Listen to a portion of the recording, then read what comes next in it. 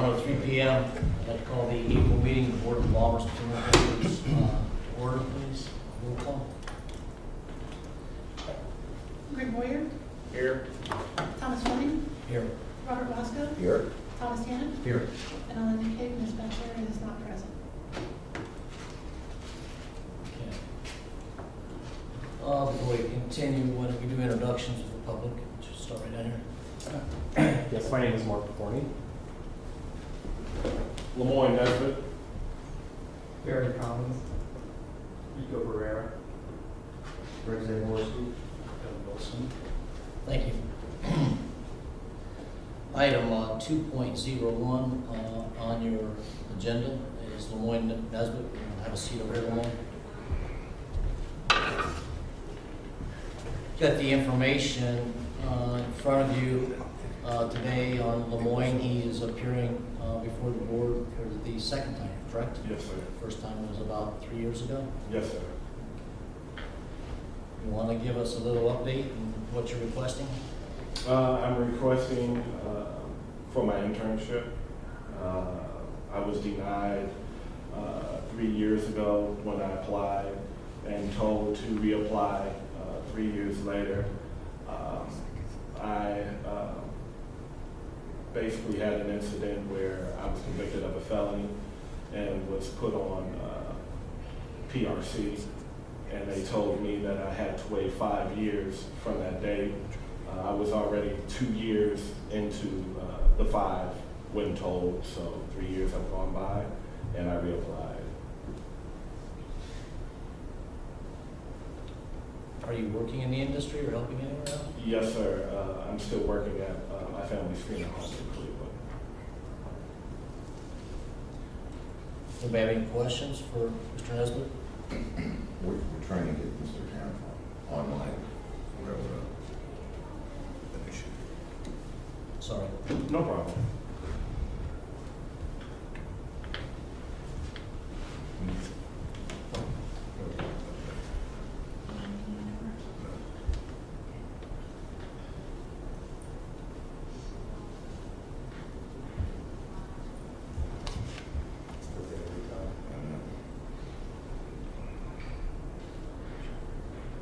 Is it after you signed in or just going to? I don't think Yeah, he's you were, but were you joined the meeting? I keep hitting join the meeting. Yeah, and I it's guess so. spinning.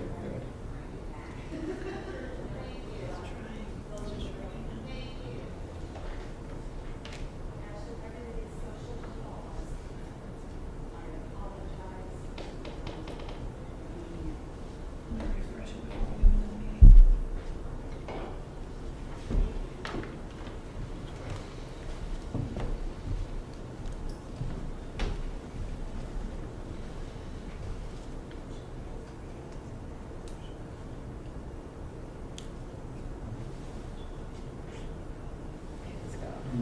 Sorry.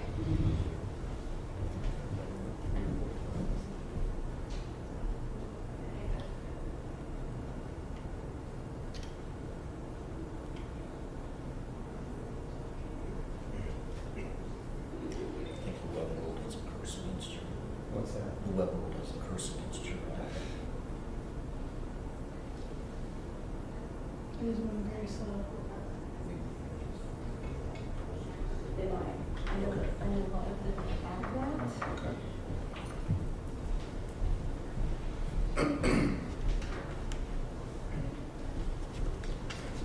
Yeah, I just reset it. All right, looks like I'm on.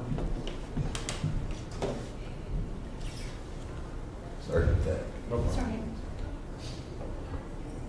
If you guys would review that, item 2.01, if you have any questions for Mr. Nesbitt.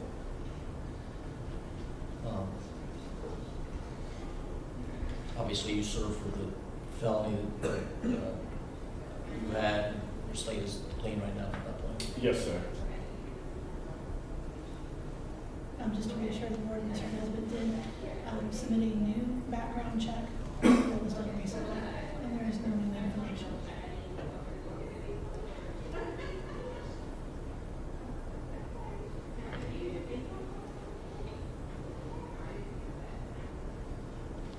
Was there's there was something in our statute that talks about time frame. It is outside of the time frame. This is outside the time It frame. is.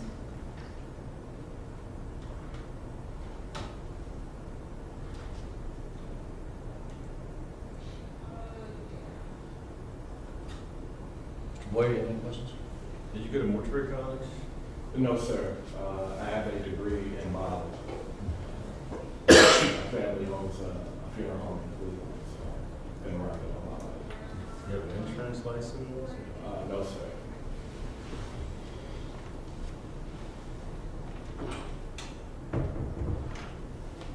So you're just doing an internship for your funeral director's license? Yes, sir.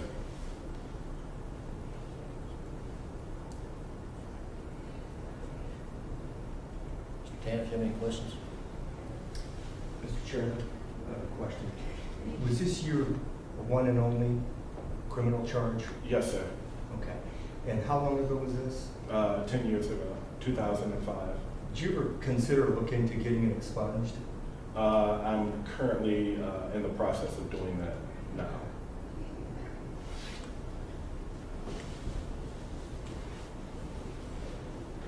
So Lemoyne is sitting in front of us today requesting to have authorization granted to set for his internship, to serve as apprenticeship. Is that a motion? Mr. Foster, Yes, it's 5 years. okay. After, Mhm. okay, okay. I have one question.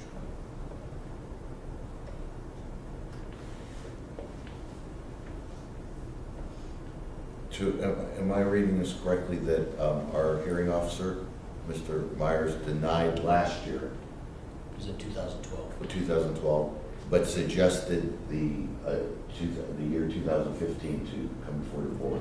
Yes. Okay. Okay. Yeah. I make a motion to allow Mr. Nesbitt Yes, sir. the opportunity to start an apprenticeship. Have a second? Second. Further discussion? Roll call vote, please. Robert Wesco, Yes? Ray Boyer, Yes. Thomas Tanner, Yes. Thomas Fleming. Aye. Motion passes. Thank you. Thank you. Do a good job out there in the industry, okay? I will, sir. My father is declining in health, so Gonna help the family. yes, sir. Okay, good luck to you. Thank you. You're welcome to stay, but I don't know if you probably might have some better things to do. Well, we got work to do. I'm headed back up to Cleveland. Okay. Look into that expungement, okay? Yes, sir. Get that done. Congratulations. Item 2.02, Mark Forney.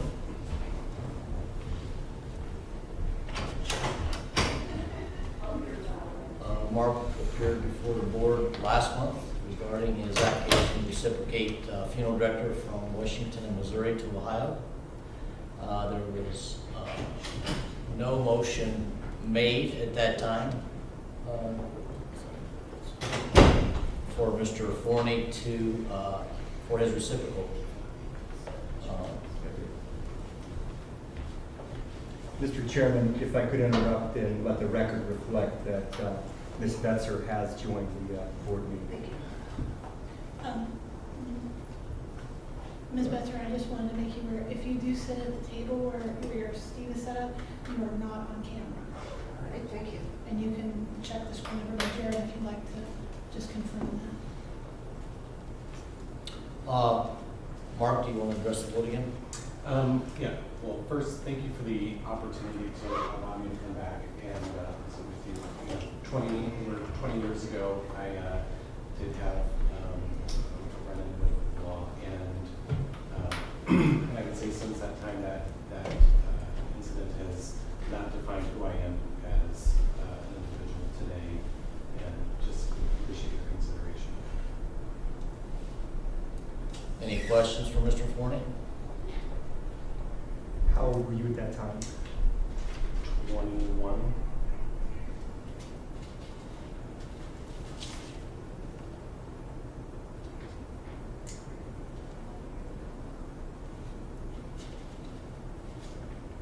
was reading through this, the state of Kansas extended the program. It said they extended for an additional 6 months. What that was is I agreed to pay back all of those charges, and so to meet that, I guess I called it diversion, so I could make those payments. They extended it 6 months so I could pay back those fees. And since that time, have you had any other issues? No, sir. And what have you been doing since that time? I've been in the practice of being a funeral director in the states of Missouri and Washington, and then recently was able to get my license reciprocated in the state of Oregon, and then just moving here to the state of Ohio. You're in good standing with all those other jurisdictions? I am, yes, sir. No infractions or problems with them? And what brings you to Ohio? Work. I was actually moved here with Service Corporation International. I worked with Stewart, and the companies merged. They didn't need two of me out in the Pacific Northwest, so they asked if I could come here and just be the area manager or the management team.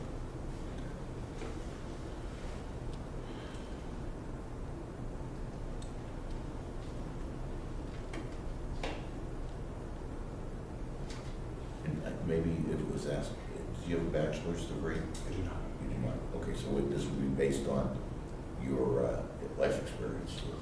Yes, sir. Which is 10 years, correct? Mhm. Licensed 10 years before.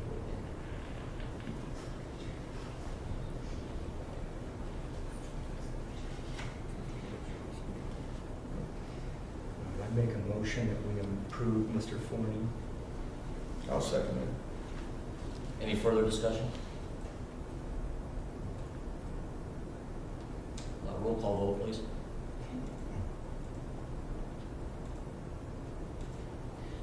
Mr. Tannen? Yes. Mr. Moscow? Yes. Mr. Fleming? Yes. Mr. Boyer? Yes. Ms. Betzer? Yes.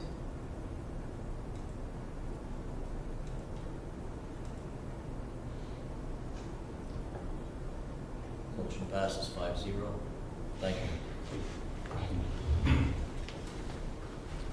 And you know your next procedure from this point? Get with Linda. Yes, yes. Okay. Okay. Thank you. You're welcome. Item 2.03 on the agenda, Barry Collins.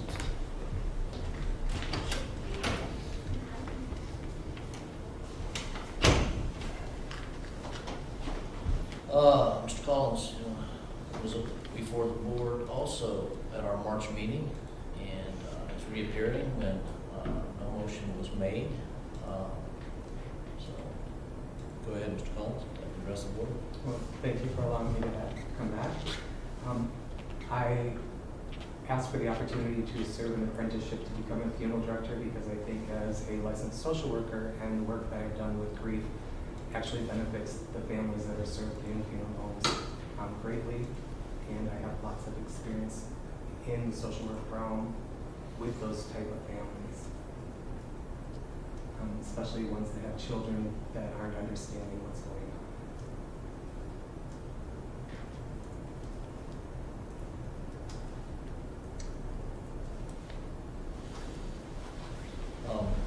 As far as the information we have in front of us and your record, that was 9 years ago, 8 years ago. 6, yeah. 8, Six. almost 9. No, Okay. yeah. Have you had any incidents with the law since then? No.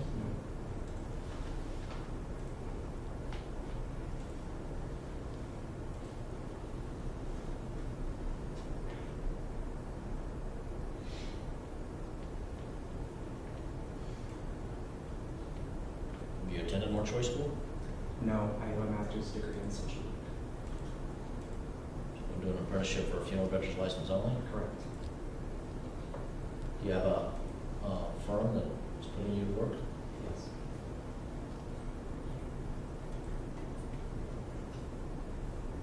They're obviously aware of the background?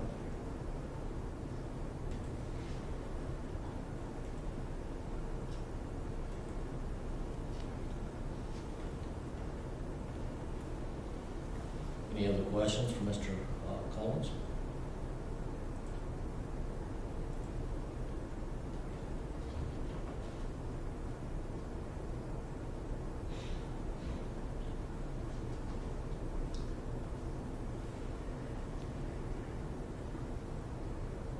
And we're outside of our the window, the 5-year window. You are. If you scroll down to the content below that, you would see what basis questions you would need to ask and the basis for your decision. Go further. Go further down. Questions to the board?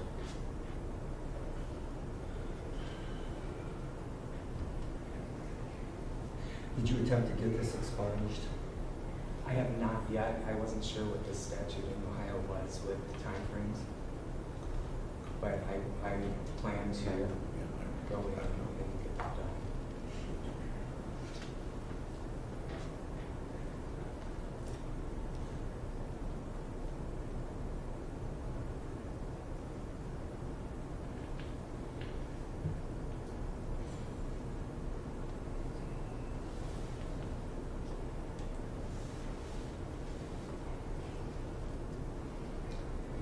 Any other discussions?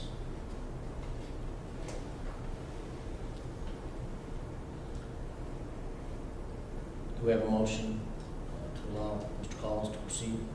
Move to approve. Do I have a second? Second. Further discussion?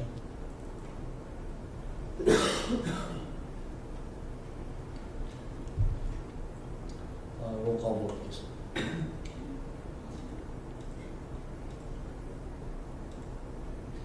Ms. Benzer? Yes. Mr. Boyer? Yes. Mr. Fleming? No. Mr. Tannen? No. Mr. Wasco? No. Motion fails. Thank you, Mr. Collins. May I ask, what do I need to do to if I got it expunged, would that make a difference? I don't know the procedure for that. Maybe one of our other board members here might know that timeframe and what he can do. As far as an expungement, does that take long? I don't think it's, first of all, the role of this board to give you legal advice. You should consult with an attorney. Typically, it's been my experience that with first-time offenses, if they're more than a year old, then you can apply for the expungement.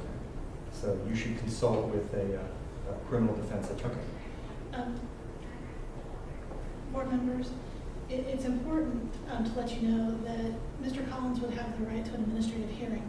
But in that administrative hearing, the AG and I would need to understand the basis for the denial. Because right now what we really have is just a failure of an approval. So we would actually need a motion to deny and on what basis, so that we have our stance and it's clear to Mr. Collins what the basis of the denial is. And that's something you need right now, or that's something that you can proceed with later? We will need it to be able to proceed with the hearing. To charge and set a date to do notice so that he gets notice. Another thing is also if he gets it expunged, you won't be able to consider it. It'll be a clean record, a clean slate. He'll walk in with nothing. To answer your previous question, Mr. Fleming.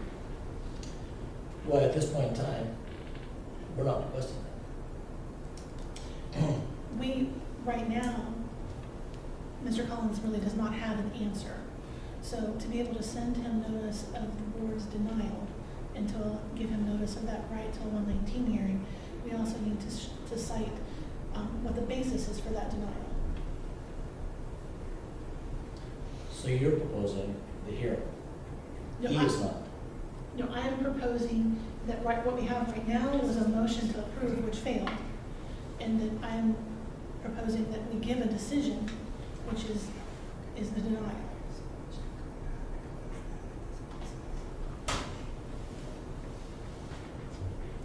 So where do you want to go with this then from here? My recommendation would be for you to possibly deny it.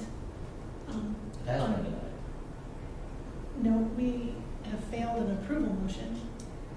but to actually have a motion to deny his application and on the basis that I've provided at the bottom in your content. So particularly, the board could deny it on the basis of 47-17-14A, that he was convicted and pled guilty to a crime involving moral turpitude, and that the applicant or licensee has committed immoral and unprofessional conduct.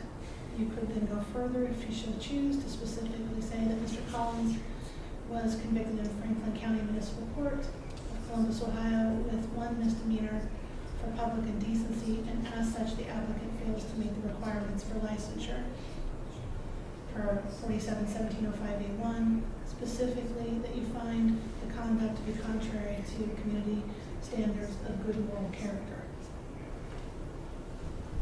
If that is what you were saying and you're saying no to the approval.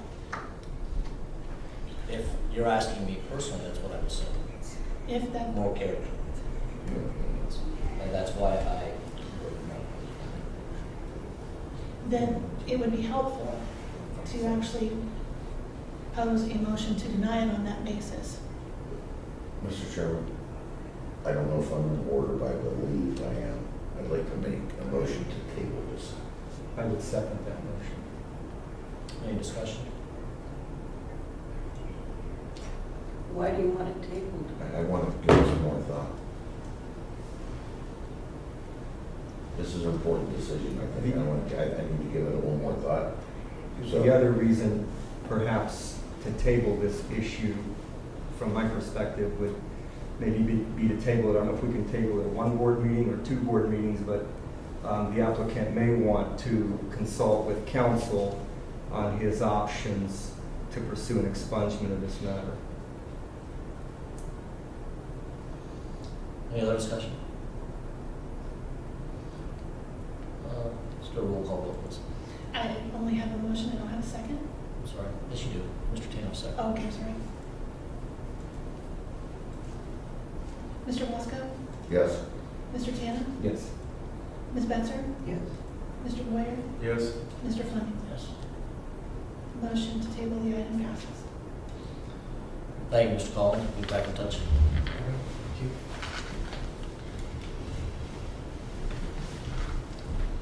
Item 3.01, consideration of the February 2015 minutes.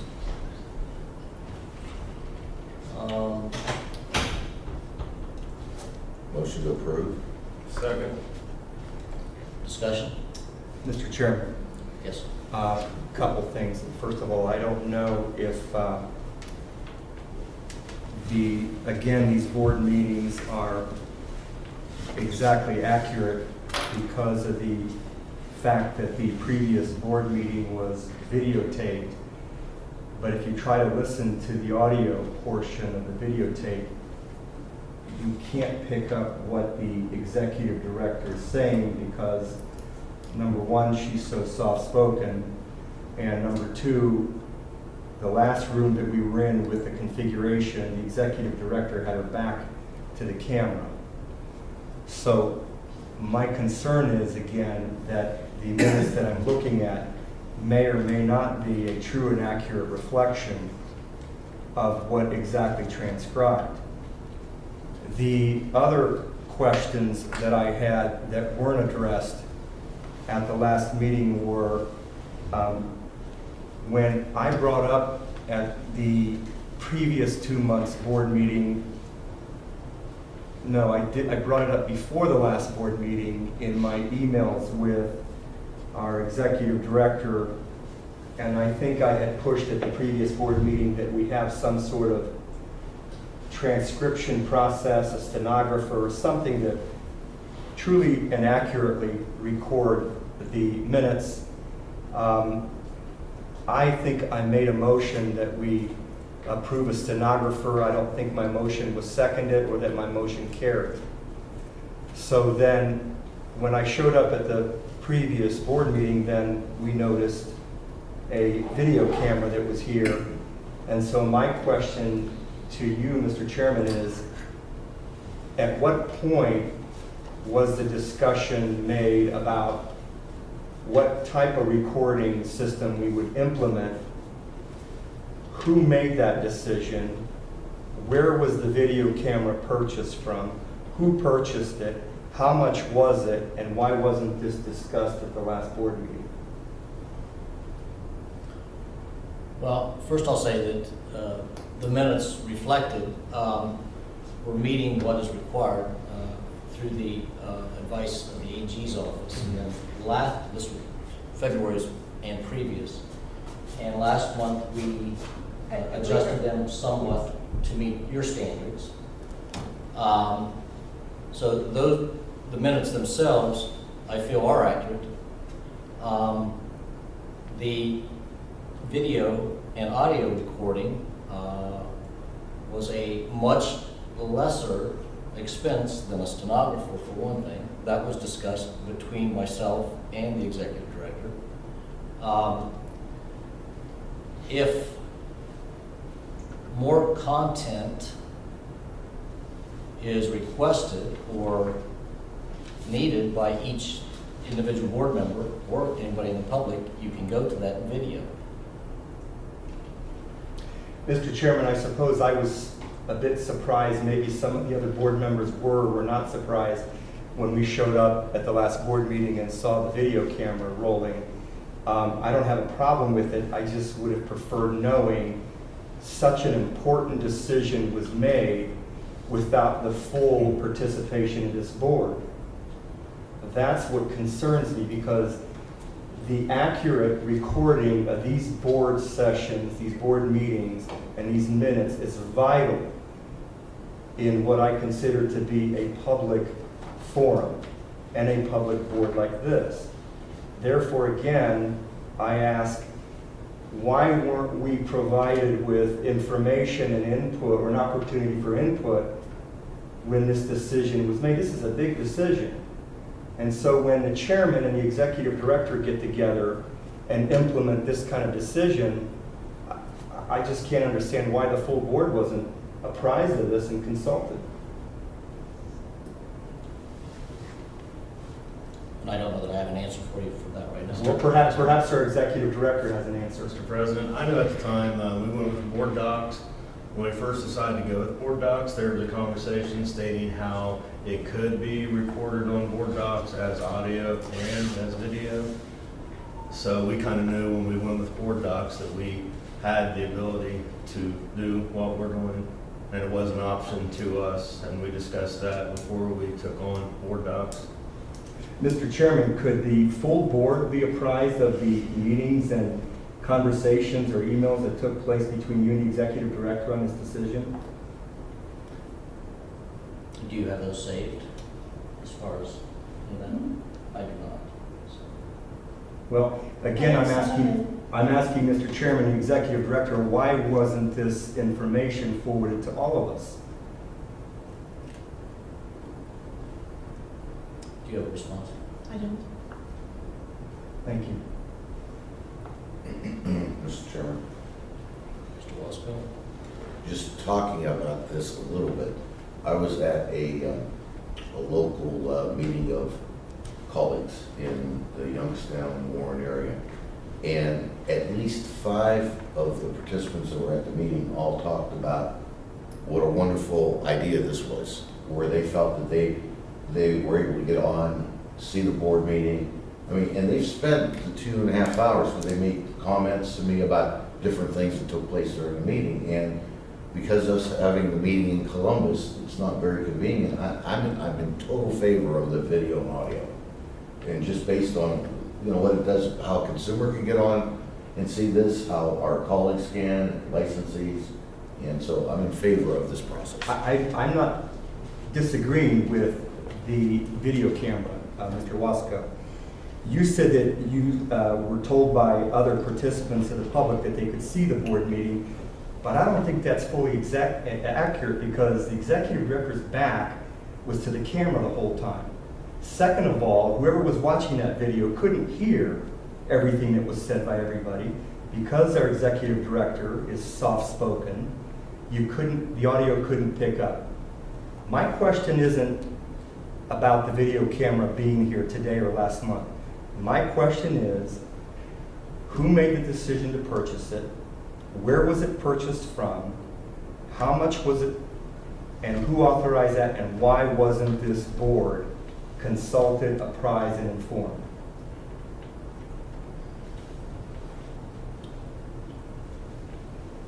I think the basis on what it was doing was to, again, with the abilities we had, was to show the full content of, I know some of those previous emails was, there was not enough feeling from the minutes, getting enough information out of them.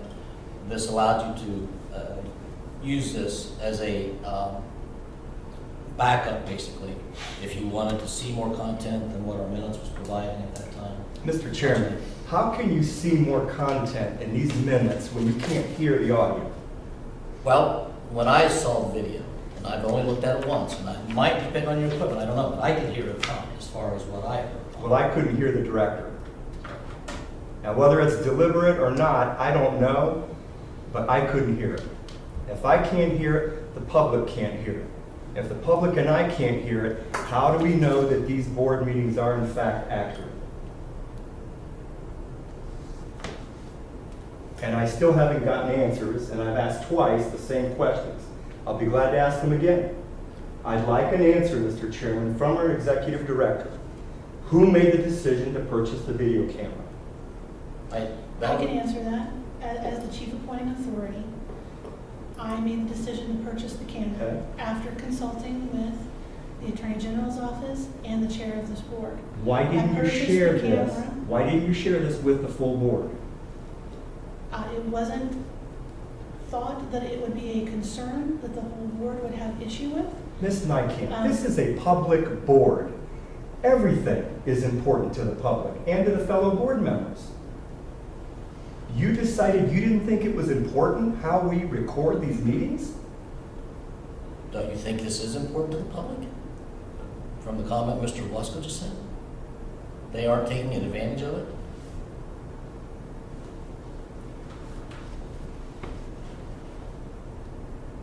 Can I ask the question? Because I had no problem with the sound. Okay. Did we, as far as the sound at this point, because this is, the table's been reconfigured and so on, is this to improve all of that, the visual and the audio? The table is to improve the sound, and so is that big boom mic that's hanging on the top of the camera to improve the sound. And I will try to be more audible. I'm sorry, but I had throat surgery and I cannot talk very loud, as you can see from the large scar on my neck. It's not just about being audible. It's about not surprising the general public or surprising the board members. If you and the chairman of this board made a decision between the two of you, you did not allow for an opportunity for other board members to participate in that decision-making process. That's all I have, Mr. Chairman. Thank you. Any other comment? We have a motion. I just know there's been a lot of discussion about how we go about recording our meetings and all that with the minutes. And then we had the stenographer, and then we said we had too much information. And so then we were asked to basically get rid of the stenographer. And then we had another meeting, and we're saying there's not enough fluffiness in our minutes. So now we're talking about being recorded. We're in today's technology. It's a public meeting. Everybody's using audio and video. We see things as they happen. It is of the future. I don't think this is the only board that does this. I know Tommy had referred about the cosmetology board, that he had made statements when the minutes didn't reflect what their meetings said, that they went back to the audio recordings to make their things more accurate. Is your audio better than our audio? Is it equal to? Is it better than? Our audio on the state cosmetology board, first of all, had a microphone in front of each person where they sat. Currently, we have a stenographer that comes. So in addition to the audio recording, you have a stenographer that is transcribing the actual meeting. So So that's what you want? You want a stenographer? You want us to spend $28,000 a year? So is that our discussion here today? To hire a stenographer and remove the camera? Time out, No, I'm just asking. time out. I'm not a child. Maybe what we should have had was a study of the options, because we went from nothing to a camera that you can't hear to a discussion about a stenographer. What about having an audio? But that's not true. We had a stenographer and we were explained that it I had wasn't too part of much- that process. Well, I'm just saying, well, we were, and it was too much information. What about an So I don't audio? know why everybody's deciding how we do a public meeting. So we need to address this issue, what everybody's going to be happy with. What, do we need to make a motion to accept audio, video? Do we need to make a motion to hire a stenographer? What's the answer that we're looking The for? options were laid out pretty darn well by the memo that was put together by Sergeant Moses from the Attorney General's office. That laid out all the options, and it included audio, video, or stenographer. But what happened was, all of a sudden, we went from that memo to a decision being made without full opportunity for this board to have an intelligent discussion about the options. I appreciate the expense associated with a stenographer. So perhaps a compromise would be to have an audio recording that is also available to the general public and easily accessible to fellow board members.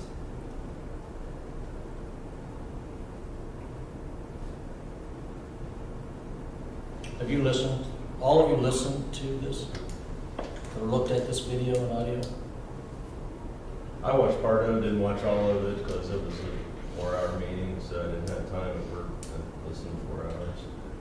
But I it's just pretty need to- detailed. Before you deliberate on that, I just need to make sure you're aware that audio is not an option with board docs. As we talked about board docs and selected board docs, video was an option because it posts the video out to other sites, such as like YouTube, and it allows you to index that video by agenda item. So when you pull up the video and watch it, you can select the agenda item and jump straight to it. But there is not an audio option only for board docs. So should you choose audio, you would also have to do a stenographer. You would have to do both, because we would not have an ability to post just an audio option. Well, my question was, is if everyone listened to it. I did not have any problem with the audio when I listened to it for about 45 minutes and looked at it. And I did. You did. I did, I couldn't hear the director. I did too. You I had, agree with Mr. Tanner. Tanner. Did you have an issue with audio on your? I could hear it. So I know some computers only allow you to bring things up to a certain loudness. So if somebody was actually to use some type of media thing, maybe possibly you can bring up the volume for people who do possibly have trouble hearing. Did you look at it? Yeah, That I said I didn't have a problem. Mr. Chairman, one of the things, Mr. Tanner, I was president of the board for 2 years, several years ago. And there were times where the executive director at that time and myself had to make operational decisions, you know, and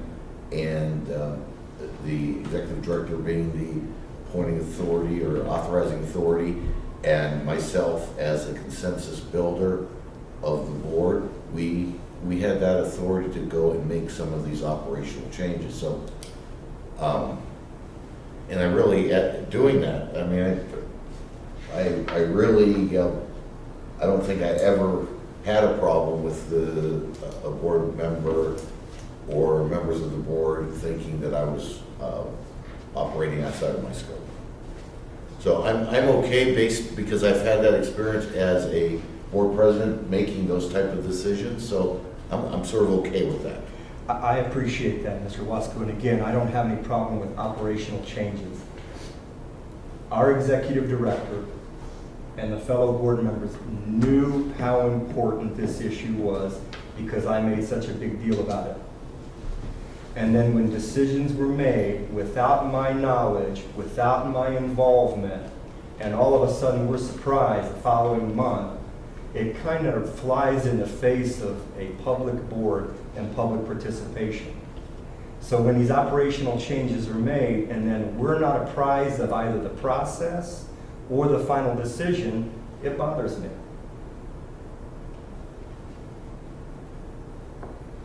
And I can just say, Mr. Tan, that was not at all the intent. The intent was to provide the most, I guess, the process that would be able to be viewed by anybody from any computer, from any iPhone, and would be able to have been at the meeting like they were here. And the video was that choice. So it wasn't intended to disrespect anybody or take any authority away from anyone. It was just trying to come to a resolution that was cost effective and that would provide the most information to people at the same time. And a cost-effective resolution, in my opinion, doesn't work because you can't hear it. Especially, we couldn't hear you. I think we've made that point, and we know that, and some of us had that problem in the state, and it may be a matter of equipment, I don't know. And I know what Greg's saying about the volume on some of those, the way you can adjust those, but maybe with the procedures that have taken place at this meeting, the way our setup is, the boom microphone may help that. We do have a motion on the table right now for us. There was a motion to accept the February minutes in a second. Mr. Waska first, Mr. Wood second. And that's where this discussion went. This is where the discussion went. Is there any further discussion on February minutes?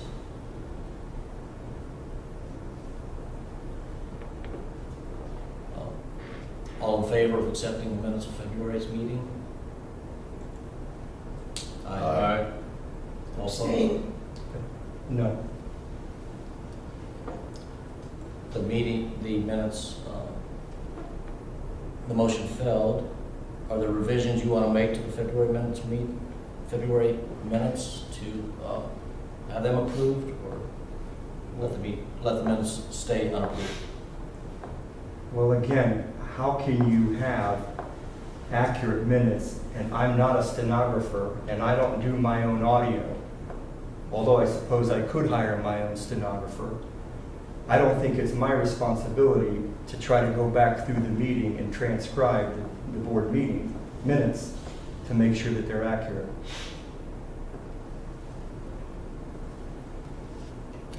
I agree with you, it's not your position to do that, but I also agree that the minutes are accurate, or I feel that the minutes are accurate with the advice we've been given from Attorney General Moses. Mr. Chairman, I'd like to make a motion for consideration of the March 2015 minutes. Second. Any discussion? All in favor? Aye. Aye.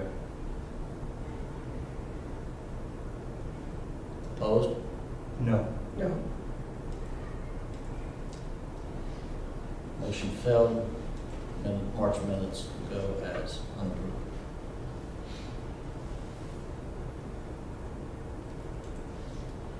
Item 4.01 on your agenda. This gentleman appeared before me for an interview last month, and the reason he was brought back in for a second interview, he is a 12-month apprentice. And Mrs. Clark brought to my attention his reports, which I think are added on at the bottom if you'd like to look at those briefly. But Mr. Blankenship is very casual in his interview. States in some of his reports, these are stupid. Why do we have to do these? Answers were like nada, mental.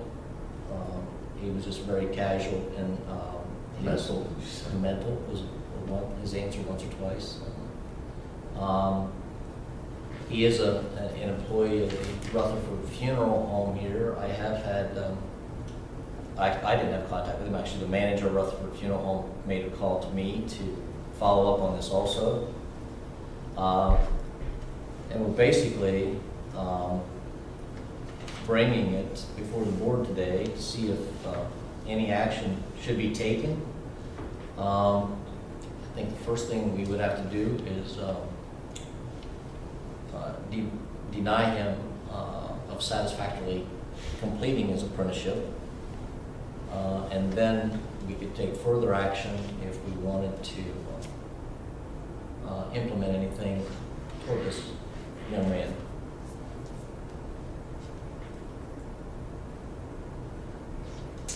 I don't know if you guys have read this through or not, or looked at any of those reports, but I'd ask him if his master had read these reports before he sent them in, or did he just sign them? He said, oh, no, he reads them. The manager said, well, apparently his master's not reading them. So, and he was going to follow up on that part.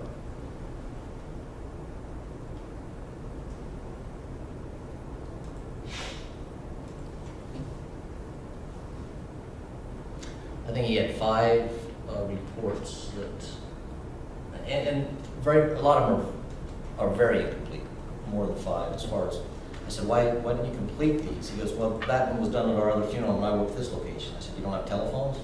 You don't communicate back and forth? Well, I could have called.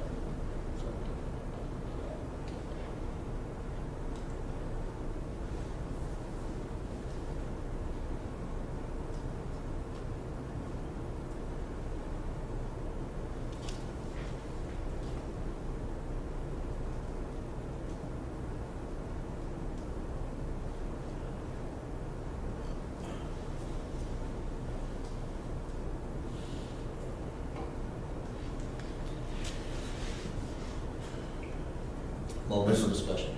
Mr. Chairman,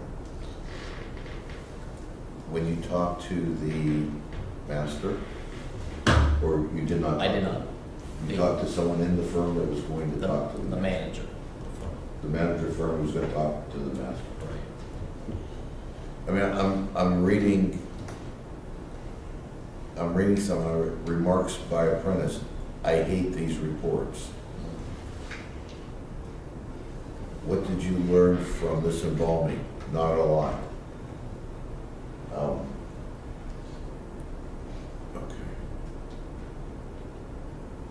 Describe what was unique about this embalming. What problems did you encounter? Were there any circulatory problems? If this was a difficult embalming, what made it that way mentally?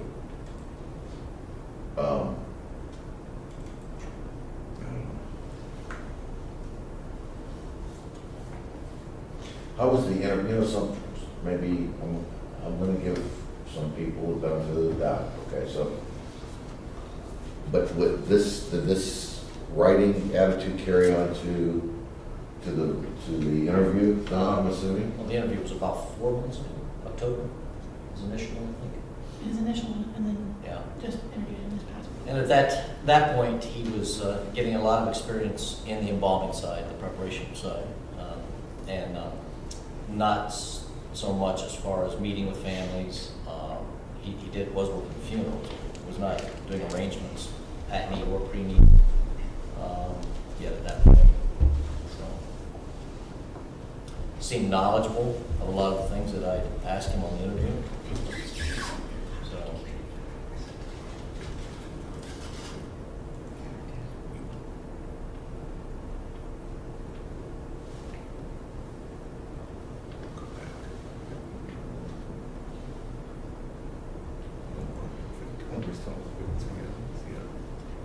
Those reports are here. To me, it's kind of, as our apprenticeship program is, obviously, to me, this is a big insult to it, but he's obviously not taking it seriously sometimes. And where is he? Is he near completion now? Yeah, he is. He would terminate This Next month. Yeah, next month. end of this month. And do you have a recommendation based on, I mean, I have, I've heard recommendations in the past to extend a person's apprenticeship 6 months. I think, do we have that authority? I think first we have to say that he is not satisfactorily completing this apprenticeship. And then we do have the authority to impose that type of sanction against him.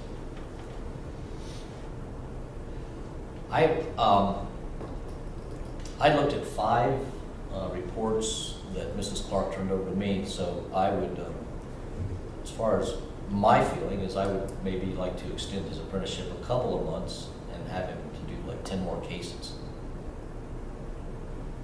Sounds reasonable. But I mean, when you guys have an apprentice like this, what do you, or have you ever been in the situation where, in any of your interviews where you know they're not taking it seriously?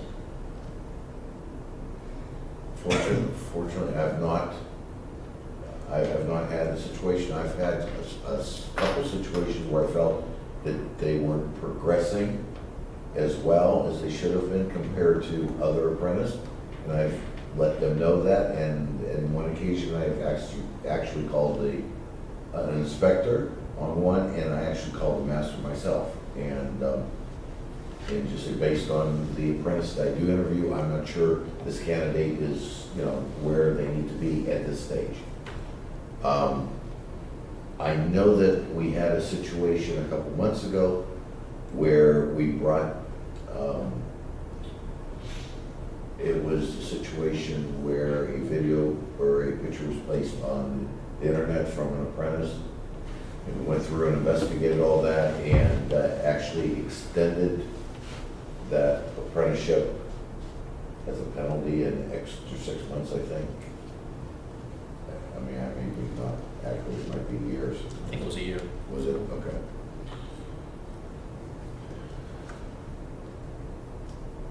Greg, you had any experience with Is he any? just doing 1 case a month? Is that how it's working out? No, he's doing more than that. It's a Okay. pretty good volume for him, Okay. but Mr. Chairman, I would like to add that, for whatever it's worth, the highlights are very helpful. on those reports. Yes, sir. It sounded like on the practical side, he was progressing okay, but obviously on the written side, he's taking it as a joke, so. Well, Mr. Chairman, if you have a recommendation, I'll make a motion to that effect, since you were the last interview.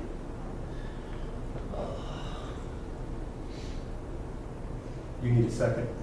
Well, I think first of all, we have to have a motion to say that he is not satisfactorily completing his apprenticeship. I believe that was Mr. Is that what Wasser's you- motion. I'll make that motion, yes. Okay. Based on the interview of his apprentice interview by the board, we feel that he is not satisfactory meeting the requirements of the apprenticeship. Can I put one up before you and see if this is what I believe I hear you saying? Yeah. Second. I hear you maybe saying, motion to deny the termination of the apprenticeship for Victor Blankenship on the basis of, now, the section of code I'm citing is 471705A, which specifically talks about satisfactorily completing an apprenticeship. And to end that was specifically, Victor Blankenship has not satisfactorily completed a 1-year apprenticeship at this time. And there was discussion, but I didn't get direction about you were going to require Mr. Blankenship to complete. I'm not sure whether you were saying additional cases, I heard at once. At another point, I heard additional time. Can we put that all in one motion? Yes. Well said. Both. Do you, Additional time will give additional cases. okay, do you have a definition of that for me to put it in? Additional 10 cases, I heard at one point? Or additional, at one point I heard additional 6 months. So I've heard 2 different things. I would say 10 cases. 10 cases and 2-month extension. Yeah. Okay. 2 months extension and with 10 cases or more. Or at least 10 cases.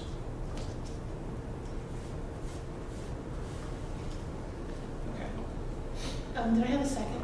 Tommy? Second. Any further discussion? And at the end of that 2 months, when he hands Here's in what I have. his reports, and they're the same, what are you gonna do? We have the ability to say that he has not satisfactorily completed that. So the only unsatisfactory thing is his attitude toward writing out these reports, is that right? Some of his answers, if you looked on there, and they're not being completed. Yeah, I understand that. You're not saying he's doing shoddy work on bodies. You're not saying he has clients who are unsatisfied. The public has not made a complaint. You are extending this and saying he has not satisfactorily completed it because he has made a joke of your reports. And I was thinking based on interviewing him as well, even the interview he took as a But I'm joke. trying to get a definition of satisfactorily completed. And it's because of his attitude, not because of his work. Is that right? It is more so because of his attitude. Well, obviously, personally, we have not seen his work. But we've had no consumer complaints. No. We We hardly don't- ever do on an occurrence, other than something like that picture appears. Well, nobody complained about his master in this period of time, right? That I'm aware of. Okay, so we have no evidence that he's doing any harm to the public, just that he's flipping you the bird as far as doing these reports. And also his attitude during the interview. So it's an attitude problem, it's not a work problem. That's what satisfactorily completed means. You haven't towed the line as to doing the paperwork and being nice during the interview. Is that it? I would say so.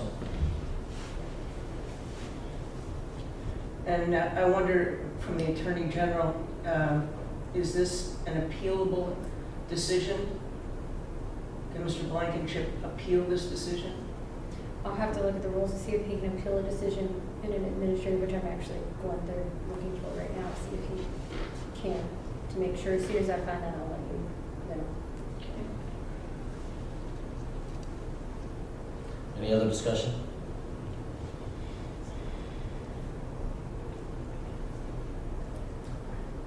Do you want to hear her decision before we do a vote? I would. Would you? So then, Mr. Chairman, do you need a table, I'm sorry, a motion to table this? Correct. So moved. I'm sorry, two people are talking to you at once. I I'm apologize. sorry. I asked the chairman if then, since we weren't ready to vote on this, whether or not he needed a motion to table it. And he said that would be appropriate, and I said so moved.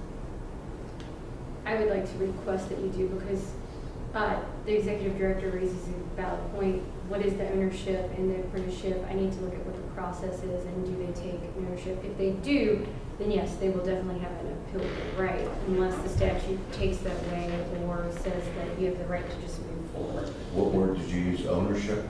Yes. What is that? I mean, Your license belongs to you. You're a funeral director, you're an embalmer. You went through school, you made it through the process, so you have a type of ownership in that license. So I need to see when exactly that starts. If an apprenticeship is like a college education, therefore the college can deny it and it is appealable, but you don't have as many rights to that. So we need to weigh it and see what the rights are, and I'd like to do a more thorough review before I give the board an answer on You know, that. what I was saying to Ms. Moses is that when an apprentice registers to become an apprentice, they have to show they meet certain qualifications and to then be granted that registration. When they're granted that registration, they have ownership of that registration. And so by having ownership of it, they have always had rights to an administrative hearing should you take action against that registration. Keep in mind, if you do choose to table this, this apprentice will just terminate by time. So you would need to take some action to keep that termination of apprenticeship from happening. If we table this, can this be reopened tomorrow? Would you be ready for that? Depends on how long your meeting lasts today, to be honest with you, whether I will or not.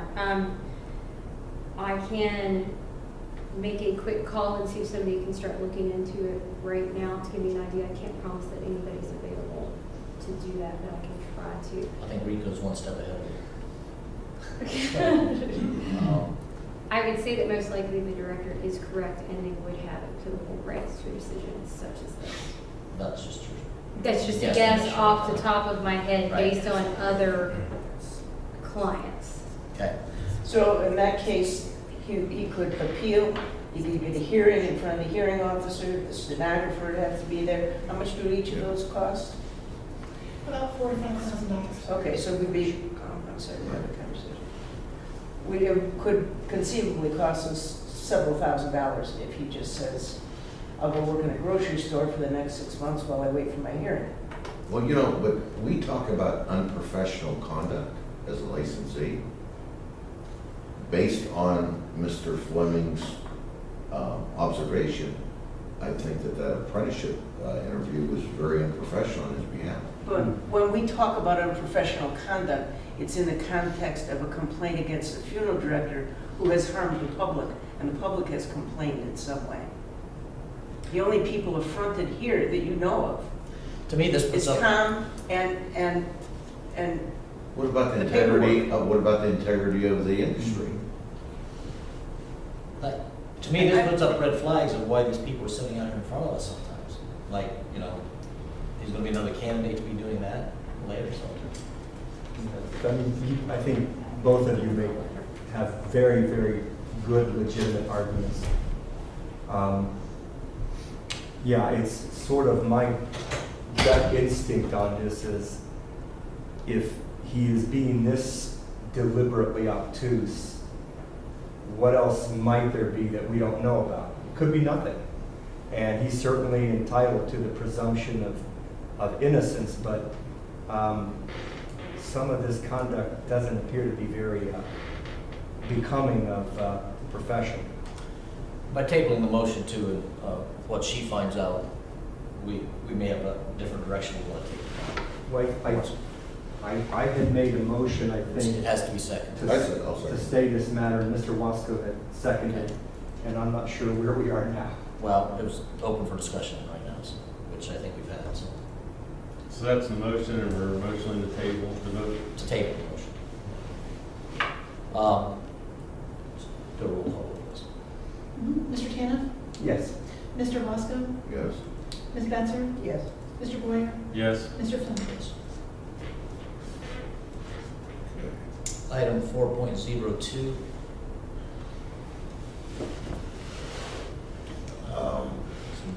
I'll make a motion to allow the apprenticeship to take place at the two locations based on the volume. Second.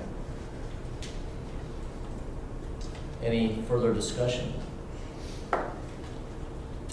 Sounded like his master was already working in both of those places. All in favor, roll call vote? I'm just typing application.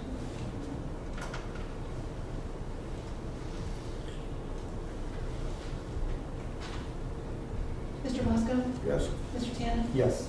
Ms. Betzer? Yes. Mr. Fleming? Mr. Boyer? Yes. Motion passes. Item 4.03, applications recommended for licensure.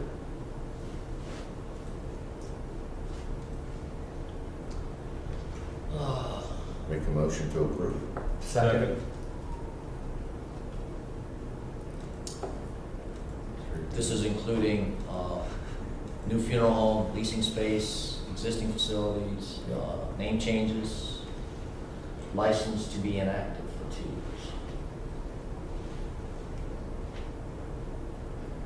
Those all fall under 4.03, correct? Yes. The motion to approve by Mr. Lesko, seconded by Mr. Tina for Mr. Boyer. By both. No, just- Okay. Any discussion? All in favor? Roll call vote. Mr. Boyer? Yes. Mr. Tannen? Yes. Mr. Fleming? Yes. Mr. Wasco? Yes. Ms. Betzer? Yes. Motion passes. Item 4.04 was an application for a funeral home license, and the discussion, same funeral home with the apprentices that we just talked about. They want to change the name of their Powell location to Rutherford Funeral Home in Powell. And I don't think we have directionals in name titles.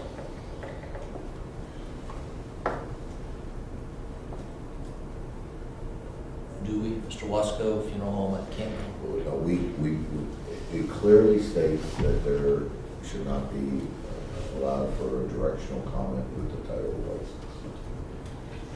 I mean, once again, we're in the naming business. That I know that there's some board members that feel we should be out of the naming business, including myself. But at this point, I believe that that's in statute, the name. That says no directional. The reason we pulled this one out separately too, because, I mean, how do you guys feel? Is that directional? But there are some places that have directional names attached to it, but the law says you're not supposed to. Well, that, I know, so where do we go with it? Right, Continue to break the law? Well, you have to go with the law, don't you? Well, some of those got grandfathered in. Did they? I mean, I don't think this board has passed since I've been on. Every time this came up, directional was always denied because it states clear in the law that we can't do that. I know that we're trying with this new legislative update to sort of get out of the naming business, but at this point, that is not taking place yet. So, I mean, I would make a motion to deny based on statute. Second. Any further discussion? Roll call, please. Linda Besser? No. Greg Boyer? Pass. Thomas Fleming? Yes. Thomas Tanner? Yes. Mr. Wasco? Yes? Greg Boyer? Yes. Motion passes. Item 4.05, licensure information items. And these, I think, are no action is required. It's manager and AICs, change names. As far as you know, these are all paperwork's in place and things. There's no action that the board could take. Right. They are allowed by statute to take these actions on their own for every meeting. I'm sorry, I didn't hear what the executive director said. That they are allowed to take these revisions through amendment based off the law on their own Okay. without any approval or denial of the board. So this is just informational only to show you the changes.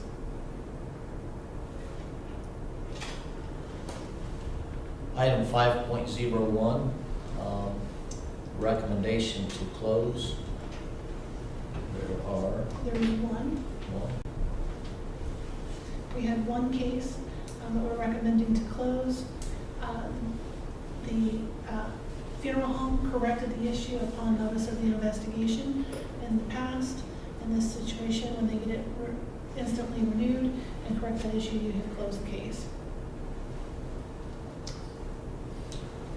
Any discussion, questions?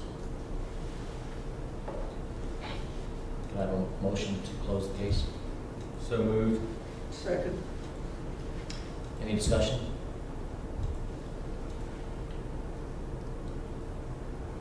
All those in favor? Aye. Aye. Opposed? Motion passes. Item 5.02. To cases returned by AAG Son of Moses for additional evidence. More discussion was happening earlier. This is a case that's actually in litigation at the courts. This one you could move into executive session if the board chooses to, then you have to make a motion to do so, or you can waive rights to privilege and discuss in an open meeting. Mr. Chairman, I'd like to address Attorney Mose. Based on our conversation with this, what we talked about, would you be more prepared next month? Does this fall into this? Yes, this is one of the ones that we You are would like going to more look time? at the additional information, and we will have hopefully a response to you. So we'd be wasting time to, right, at this point? Well, hearing me talk's never a waste of time. Oh. So, however, But we probably wouldn't resolve things until you, not fully, probably not, Yeah, sir. okay. Okay. So would, since this is an agenda item, is this an approval? I mean, this is just a item. You should probably motion to table it for another time. So moved. Next month. Second. Any further discussion? All those in favor? Aye. Aye. Opposed? Motion passes. 5.03, cases returned from Summer Moses.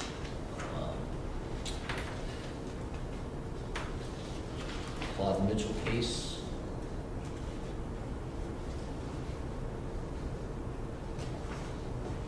Is that in that also?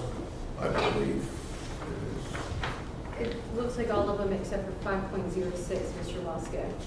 Is in here. Well, we thought, yes. Okay. 5.06 is the one that our office has denied representation for. It's the only one we denied. is, you know. Could we go ahead and motion to table all these till next month as a group, except for 5.06? I can put the same motion in on each one of them, yes. Just give me a moment. Okay. Who is are you making the motion, Mr. Fleming? I can make that motion. 5.02, 5.03, 5.04, 5.05, 5.07, and 5.08. And what about 6? No. 7, No. 7 is, That's not in this? that, no, Okay. it's just 1 Let me through, move. or, 2, it's 2 through 5, 5.02 through 5.05. okay. Second? Second.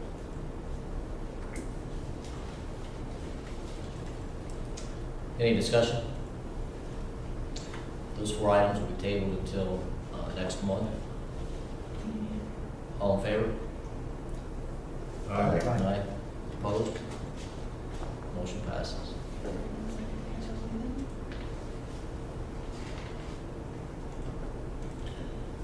Okay, so we're at 5.06 now? We are at 5.06, and Vanessa just needs a minute to get everything recorded here.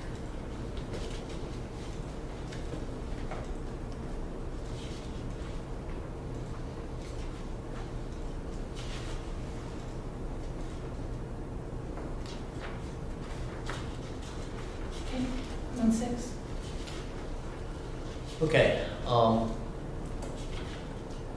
you guys have read this.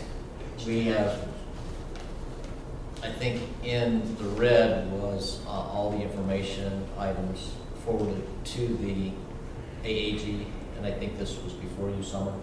I mean, during Carla's stint. I believe the original case might have been received then, however, I have reviewed it, and the letter was that we sent March 16th, 2015 to the board, which is attorney-client privilege. I did write that. It was reviewed by people much more important than myself. But more important to me. Well, nobody's more important than you, Mr. Wasco. I guess, So this is like, so you guys just said, we're not doing it, and there's nothing, you've made that decision, there's nothing more we can do. That's your stance? What you can do for a case such as this would be to withdraw the charges because we will not bring this case forward. And I can work with the investigators and the executive director to make a more full case that's more in compliance, is how things like this can handle. Or the board can decide at this time that there's no point in moving forward, there's nothing to be done, the issue's resolved itself, there's no longer an issue, or we can't get more evidence. We can't put anything else together. We can't bring new charges. this isn't evidence going to is be- not complete enough. Right, there's not sufficient, as I laid out, and I don't want to go into a whole lot of detail in case we do decide to withdraw this case and maybe eventually later charge for something similar. That would be the best bet. At this point, no, our office will not, and that was not, I know that there has been some discussion that I don't know the laws well enough, I'm not understanding them. These decisions are made, I put forward a memo, somebody higher in our office reviews it. In this case was reviewed by several much more advanced attorneys than myself to come to this and to There are. write the letter. There are. I know, it's hard to believe, but there are, because I never want to tell a client no without having everything and a full understanding and somebody look over it. And this one I can tell you, there was at least 3 attorneys that looked over this, including our supervisors.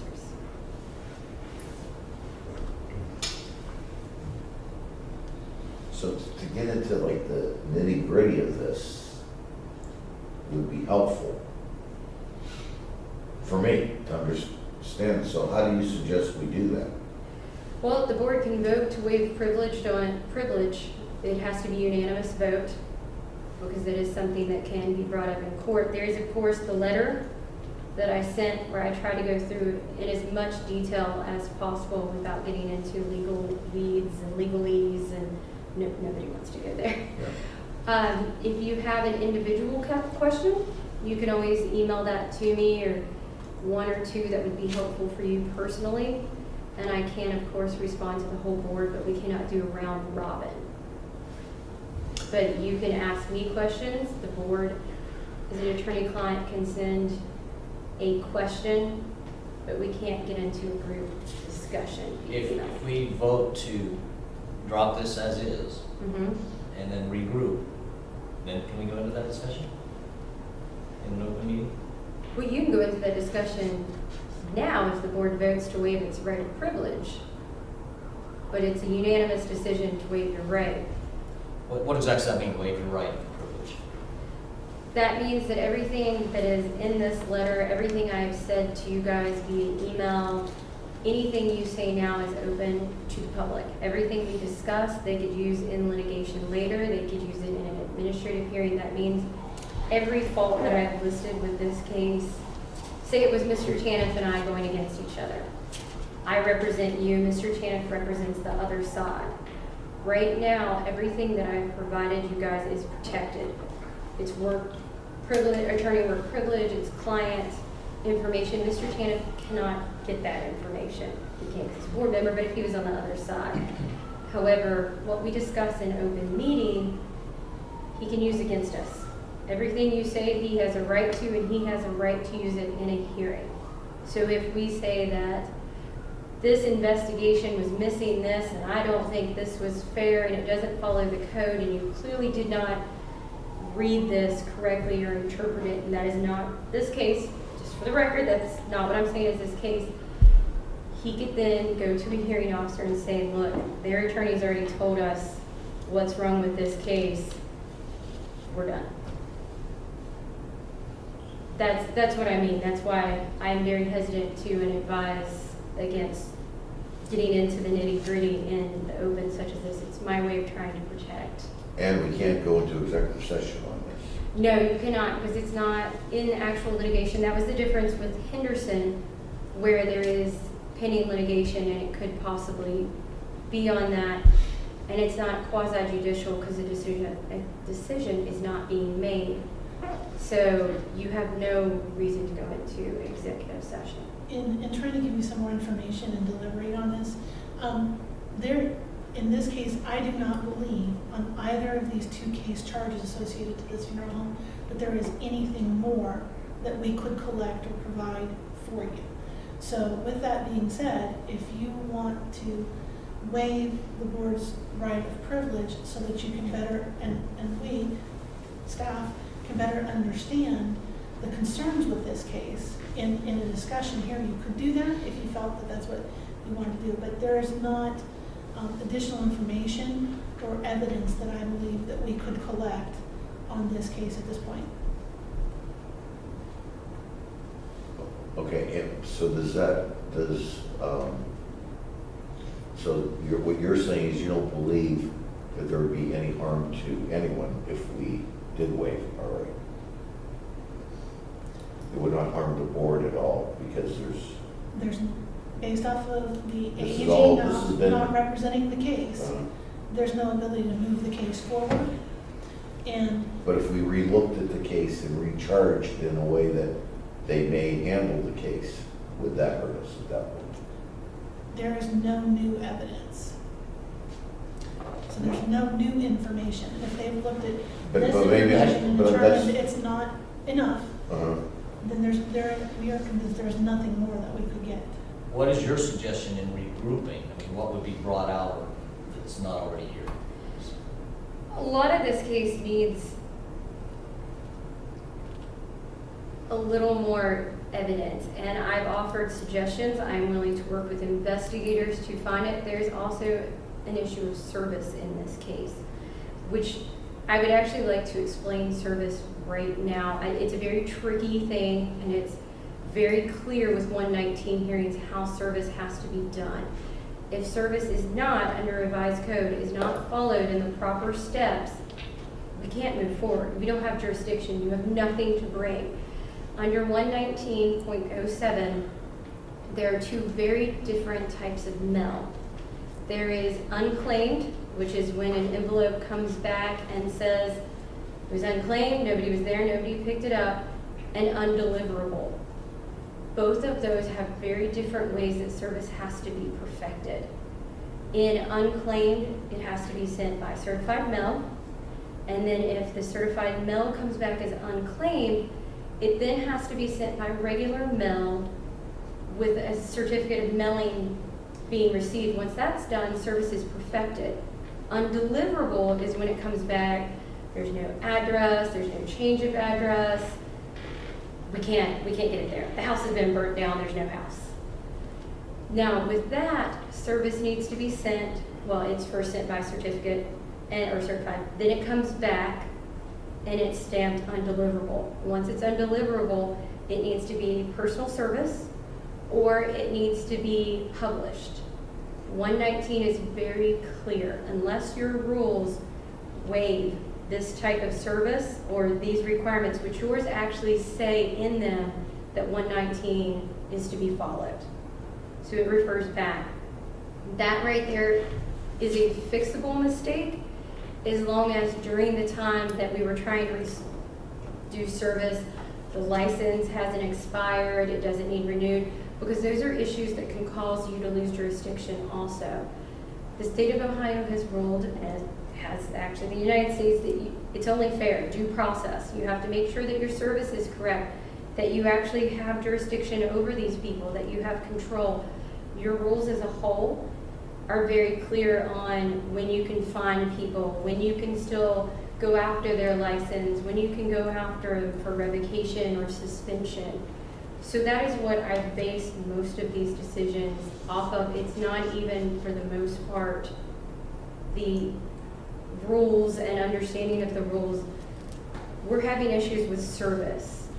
We're having issues with keeping jurisdiction, the license expiring and things like that. And that's what I've been looking at and focusing. And the executive director has been great about sending me the notices and the envelopes and what they're stamped with so that I can make sure what we're following under and what we should be doing. And I am happy to help because you are not the only client that has problems with 119 and service. Any questions, I am happy to answer and happy to help. And the same with the investigators. And I'd actually like to meet with the investigators and tell them about affidavits. Let's get affidavits. That way we have these people's own words that they have signed off on so that I can later use them in a hearing, because that's fair game. They signed it. They said it. They signed it. We can use it. These are questions that should be asked. These are pictures that will help me.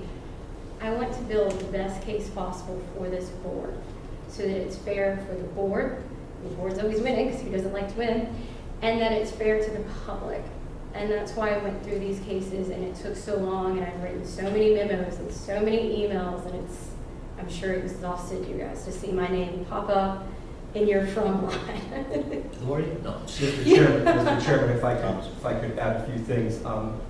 You know, in my private practice, you know, the first thing in a hearing when I go before a judge or a magistrate is the first thing they look at is notice.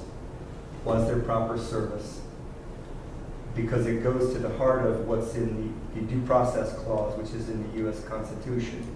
And essentially what that due process clause is, it says, you, person who we are adjudicating their rights, liberty, privileges, etc., are due process. You are due the right to be heard. And before we can deny or revoke or punish or penalize you, process must be perfected. It goes to the heart of every single case in our system in the U.S. And it goes to the heart of the due process clause.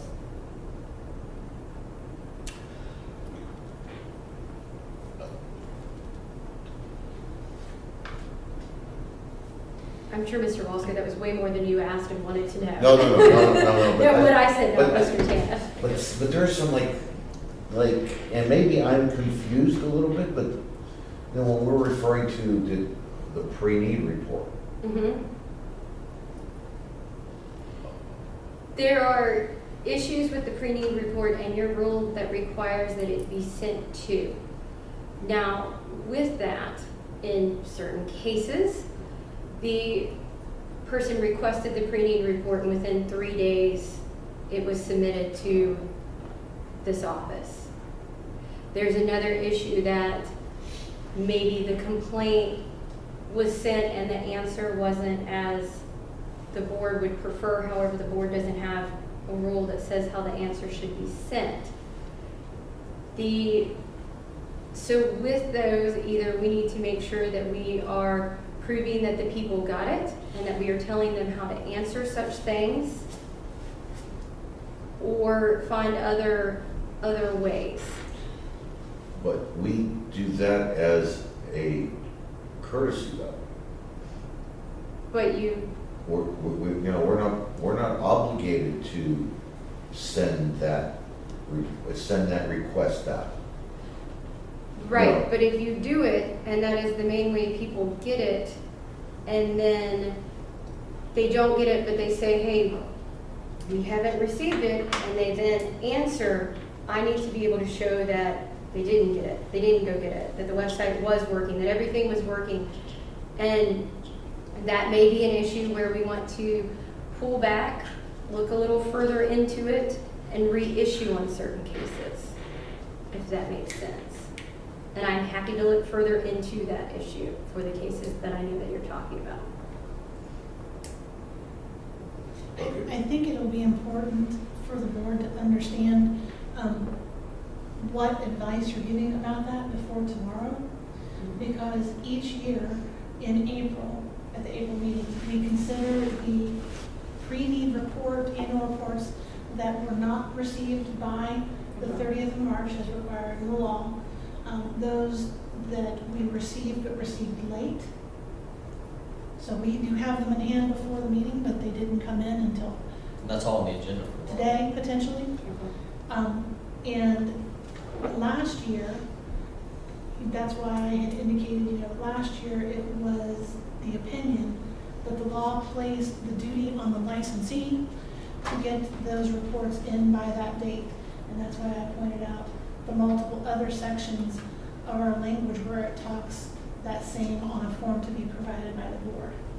The pre-needs is on a form provided by the board, which actually places the duty on both of you to make sure that the person gets it, that they can fill it out, and then once they get it, the duty shifts to be on them to have it in by. Does, just as we're talking about that, does that change at all if that form, along with all other forms, are always available on the website? It can, and I'm happy to look into that. Like I said, that's one issue where we might be able to withdraw and then consider reissuing or recharging just parts. Because each year when we update that form, it is posted out on our website. Mhm. The other forms here that you see, those 1 through 6, where we indicated embalmer, funeral directors, funeral homes, crematories, those sorts of things, those are all applications that also say that they're to be on a form provided by the board. Mhm. And those forms are also always just available on the website.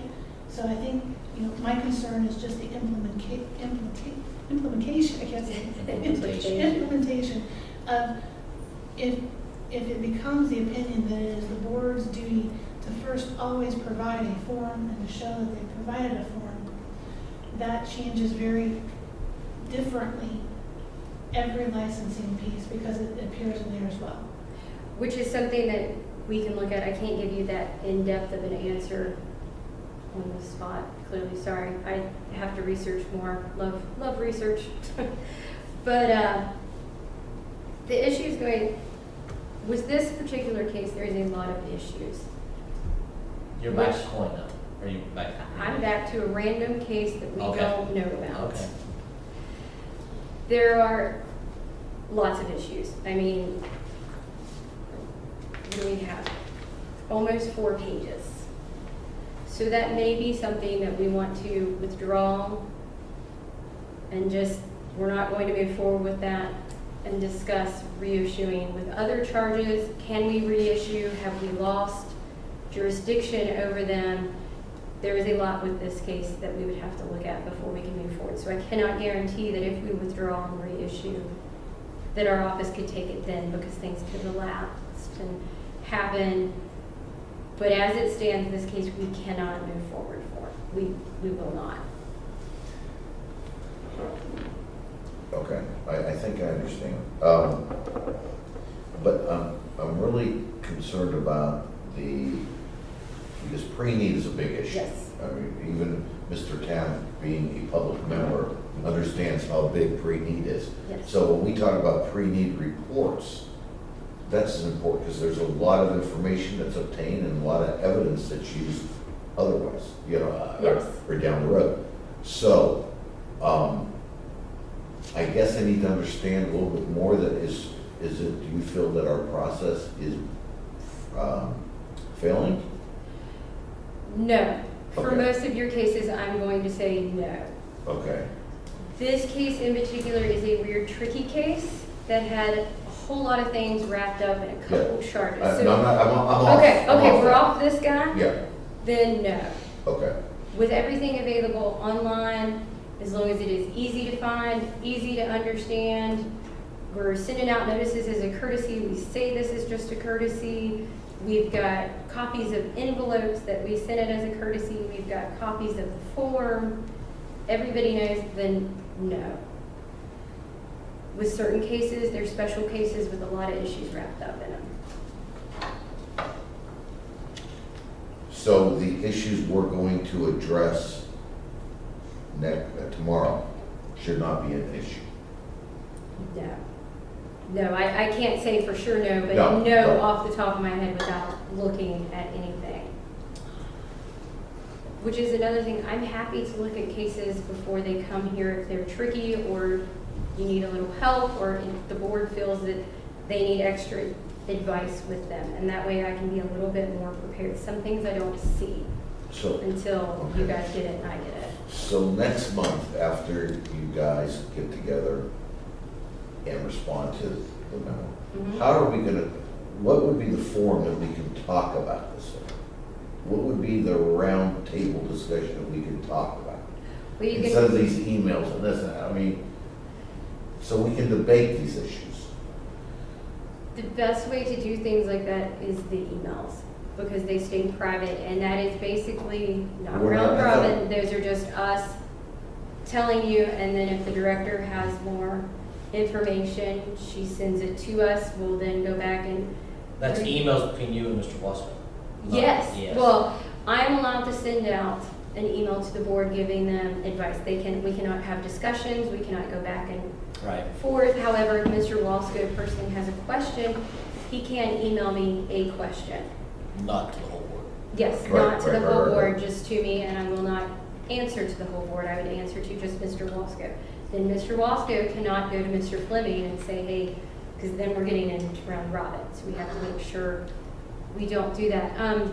Except for if you start getting the exact same question from what would be a quorum of the board. Yes, then I will just shoot out one blast email and say, Talk about it at the meeting of the board. yeah, or hey guys, this is the answer to this that we researched. Please stop asking me. So but I guess when we respond to some of these, you're gonna respond to us, in the open session next month, we can take some of these step by step or not?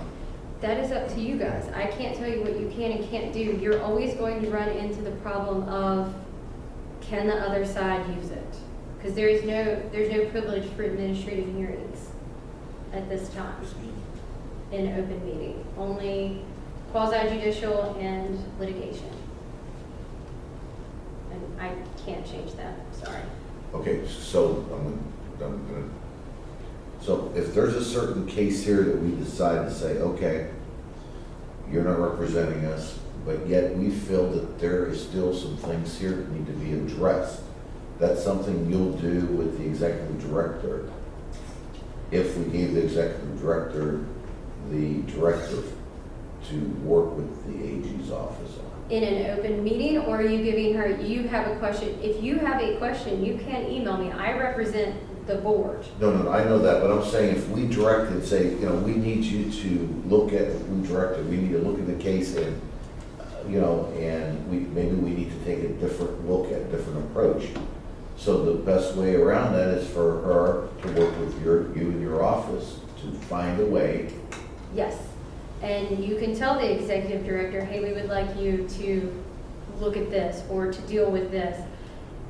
As a board, you would have to have it as an open discussion. Like I said, if you have a question that you're not understanding or you'd like me to address, you can email me and I will do my best to answer it for you. Okay. All right, back to item 5.06. At this point in time, we have to make a decision, correct? You're not going to? We are not You're not taking going to represent this. it? Nope. So we either have to go ahead and, I don't want to say close it, discontinue this case as is. I'd And like to- then we can regroup. Well, Mr. Chairman, then Yes, maybe, depending on what charges are going and what you're going to Right. go forward, and we may need another investigation and work done, Right. and well, are we able to just table this and ask the executive director, the motion would be to table this and ask the executive director to work with AG's office to maybe come up with another resolution? as this case stands, we are not going to move forward with it. However, As it stands? yes. Yeah. However, once this case is gone, I can discuss with the executive director if maybe they would like to put forward another case. So you can't do like a continuance of this case, right? This case is Or- done. We've closed this case as far as our office is concerned. It's sealed in a box. Can we undo that box? Anyway,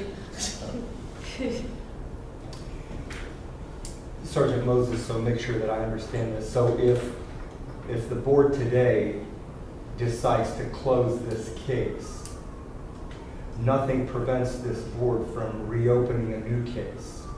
I cannot say nothing because I'd have to look at what the case is, when the license expired, what jurisdiction we still have over them, has the issue been resolved?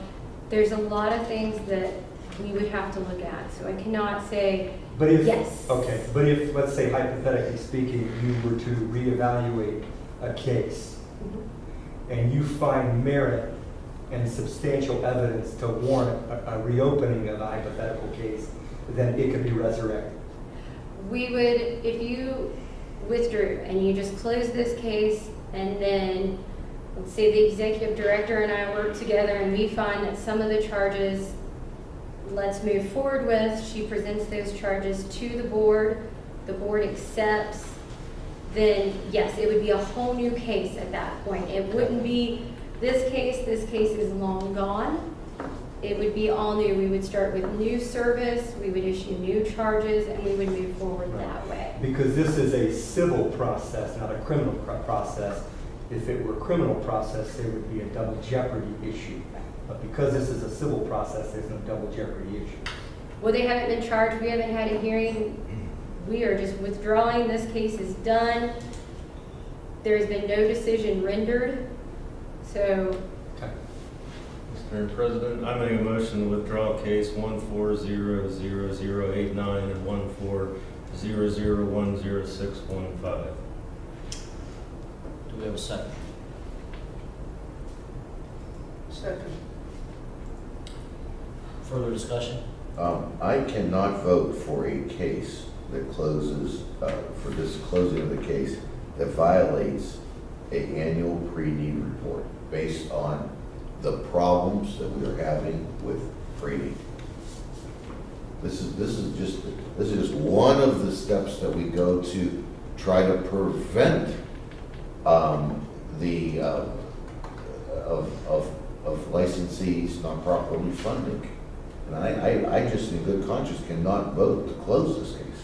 Well, you have no evidence that there's any fraud here, any pre-need fraud. No, but we have evidence that they do not file their report like every other licensee in the state is required to do. So what? They didn't file a report. Doesn't mean they're defrauding their You know, customers. it's too big of an issue for me for all these years. Right. It's the piece of paper I'm talking about. They I'm did not file talking the about. report. It was just later, but the report was received. If I could, for a moment. I agree with you. But perhaps the best strategy is to regroup, reposition, and then move forward again, so that if we don't do that and we proceed on forward with this, it could prove fatal to our ultimate cause, which is to prevent issues like this. Am I correct? Yes. I agree with Mr. Tanoff, because if we go ahead and follow through with this motion, we can make a motion for the executive director to work with you on the same week. Correct? Yes, that does not mean we'll find something or be able to bring it. I don't want everybody to think, It does not. but- Okay. But at least it would be direction you want, maybe evidence that you think we don't have or not provided, right. or whatever. Yes, we could work together on that. So, the same thing. so that's where that's at. No, I know. I know. So, we have a motion on the floor. That's how I've got it worded. Motion to withdraw charges associated with these cases and listing the case number. Any further discussion? Roll call, please. Mr. Boyer? Yes. Ms. Betzer? Yes. Mr. Tannen? Yes. Mr. Wasco? Can I abstain? That's your choice. I'm able to abstain. I just don't, I cannot do that. You can abstain on any vote. Okay, I'm abstaining. Yes. Motion fails. 4 yeses and 1 abstain. Correct, but you don't have a quorum. Well, we had four, Okay, motion. we had 4 yes, right? Okay, yes, you're correct, sorry. I almost regretted telling Mr. Wasco that he could abstain. What's that? So I almost regretted telling you you could abstain. Any further discussion on this or any other motions to have Vanessa and Summer proceed with possible new charges by regrouping? Yeah. Do you have a motion? Does there need to be a motion for that, or is it I automatic? just say, I think we could just Just get automatically board do direction. that, yeah. Okay, I don't think you need a motion. Okay. We don't need a motion, Yeah, just okay. as long as the executive director knows that's The the direction. course you would like to take, the board would, it should be fine to do. I think that's agreeable to this board. Mhm. Yes. Okay. Item 5.07, request for representation.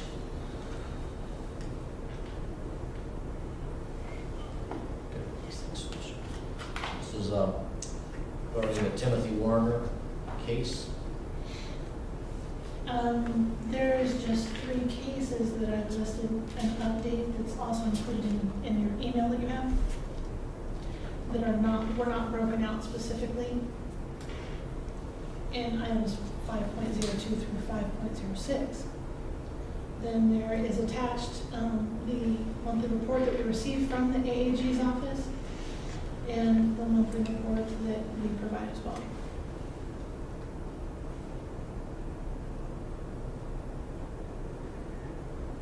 So this is just an update?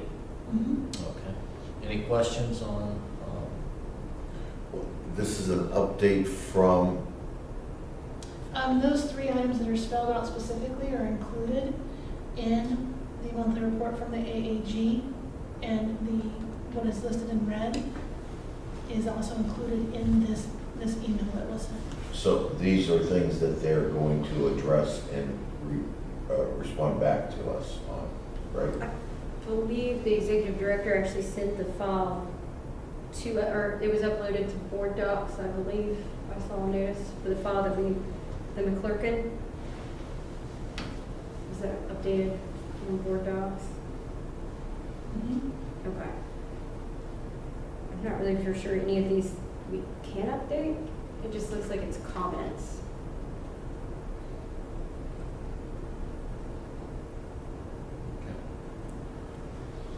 So the way this looks like is based on what, this is disputing the memo. Is that what this is? Or This it's is showing that just- the memo is not, in our opinion, the memo isn't accurate. Yes. It was that in all 3 cases, it provides an ending saying something that I'm responding to, saying, here's actually the information and or when you had it or how it's been already shared.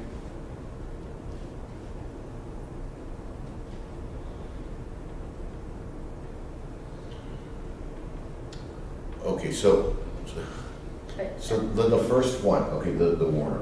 Mhm. So we're saying, so the number 1 in red Yes. is saying the board has never received a brief from Mr. Warner to forward to the hearing officer. Correct. That's what, the red is our response. Right. Because it said here that a copy of the respondent's brief, Was never forwarded by the respondent or the board. And I'm clarifying that the board never had one to forward. and why?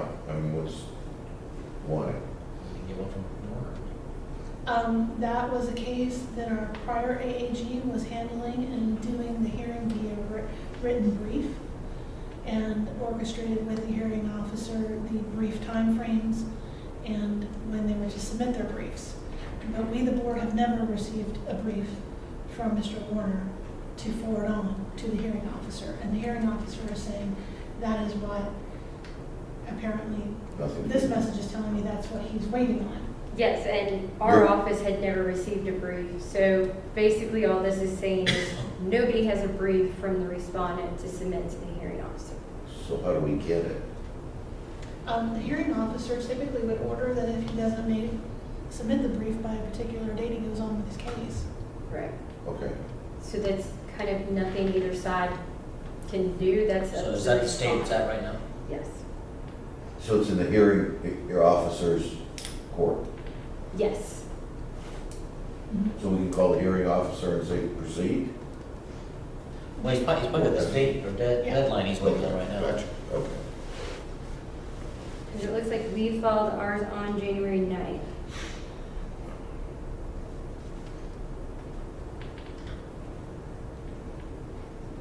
Okay, so now we have one, so this second issue with the Taylor Funeral Home and Cremation Service? And it just looks like the report recommendation was delivered on March 25th. I can't speak to as whether a copy was sent to Carla, but it was attached to an email sent on March 6th, 2015. Is Carla still involved? Or, I'm with sorry, this? April 6th. Is Carla still involved with these cases? Carla had the Taylor and the Warner 2 cases. Okay. I was never told to change those in any way, shape, form to So, Summer. Since those are all done, I won't pick up those cases. Those will stay hers since they're basically done. So if she received this, R&R, on March 27th, it should have been at this board meeting, so we could have, No, actually, it would No. not. When we receive the report and recommendation, we have to send it and serve it to the licensee, and they have an opportunity then to provide their opposition to it. So you would see this actually at your May meeting.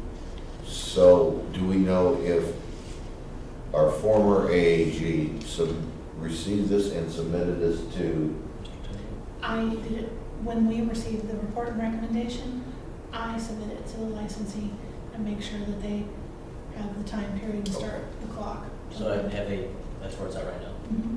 okay. So that was just my response, that when we did get it, and make sure I got it again.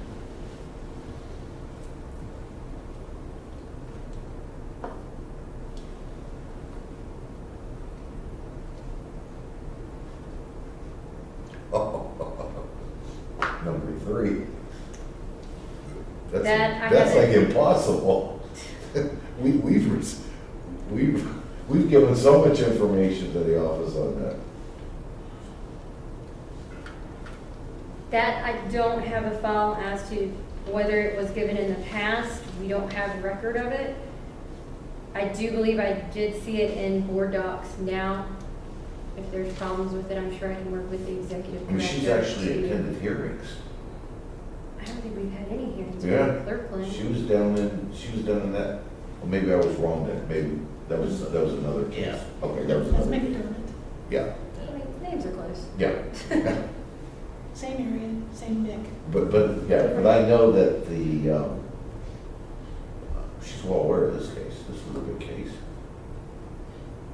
In regards to this case, there is really no action for the AAG to take at this time. Is this a criminal case now? Mm-hmm. So, They should probably locate those records though. Someone needs to do that, probably. I believe the executive director uploaded that. Okay.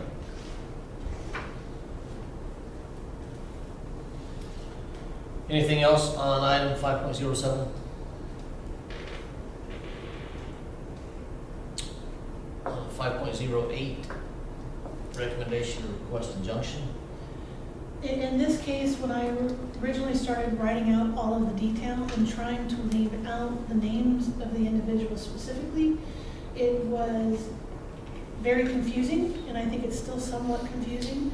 But by trying to have to call them funeral director A, funeral director B, and unlicensed person C, or something like that, it became confusing. I felt it was also relevant that you understand the name of who the unlicensee was, because you've dealt with it specifically in the past.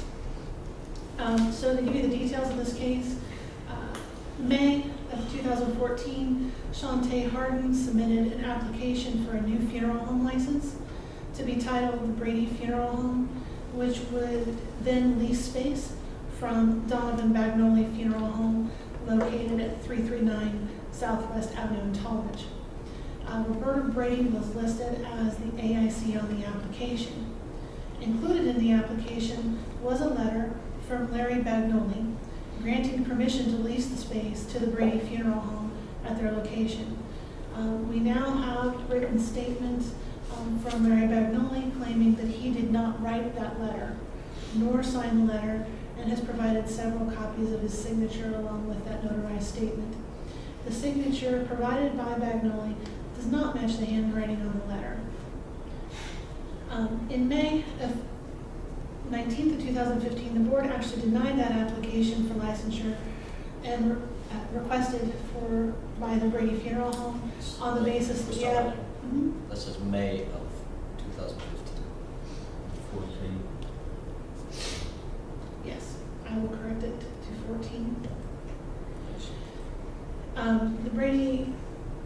The application itself was not complete, and the board denied it based off of it not being complete and lacked information. Currently, that is pending along with other cases regarding Ms. Brady that are potentially being sought by Franklin County. This year, Inspector Anderson inspected the two Donovan Bagnoli funeral homes and the Donovan Bagnoli crematory.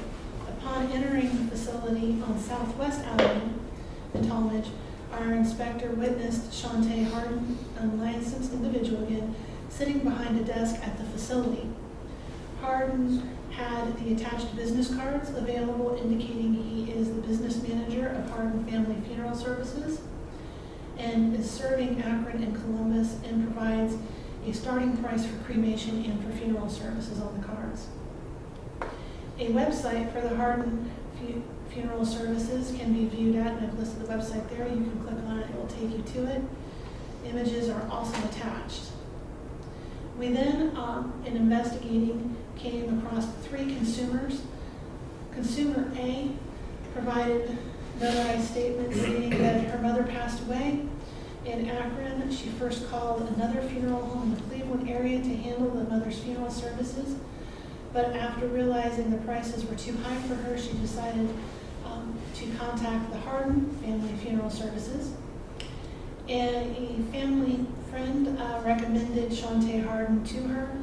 After speaking with him, he told her he could do the services for about half the cost quoted by the first funeral home. Shante Hardin made the funeral arrangements with Consumer A at that Southwest location. Hardin was the only person she met with, and he discussed all pricing and service details. She states that on December 22nd of 14, she took her mother's clothing and a payment of $335 to the funeral home and gave it to Shante Hardin. At the end of their meeting, she was introduced to a man named Jim Donovan. Hardin referred to him as his partner. Mr. Donovan was never part of the arrangement conference and never discussed anything related to the funeral service in her statement. She states she was under the impression that Hardin was a funeral director and was a partner in the establishment that she went to. She paid Hardin for the funeral service and grave costs in cash on 3 separate occasions. She says during every conversation she had with Hardin, the prices seemed to change. She never received a statement of goods and services selected, but did receive a signed summary sheet and retained a copy, which she provided for us, and it shows those 3 cash payments. And it is signed by this consumer and Hardin. She goes on to say she was under the impression that everything would be taken care of, and after 3 months she was shocked and hurt that Hardin did not follow through on his promises to her. She feels she was lied to and manipulated in her time of grief and desperation for her general personal gain, for his personal gain. She stated on or around March 3rd of 2015, Hardin asked her if she had been contacted by someone from the Board of Embalmers and Funeral Directors, and she said that she had not. Hardin then told her that if she was, to tell them that Jim Donovan and Sean made all the funeral arrangements. The death certificate for her mother lists Donovan Funeral Home and is signed by James Donovan as the funeral service licensee. The burial transit permit lists James Donovan as the funeral director. Neither the first funeral home nor the cemetery have been paid in association to this deceased, since the checks that were wrote by Hardin have been returned as not authorized and eligible by the bank. We also came in contact with consumers B and C. They are both associated to the same deceased individual. B states that the deceased individual is her grandmother, and that she says her family heard of Shante Hardin because he handled her aunt's, which is consumer A's, funeral arrangements. So the first one that we're talking about, that's how they heard of him. And he did not charge a lot of money. She states Hardin came to her grandmother's home in Cleveland and made funeral arrangements with her and her sister, which is consumer B, who also substantiates this in another statement.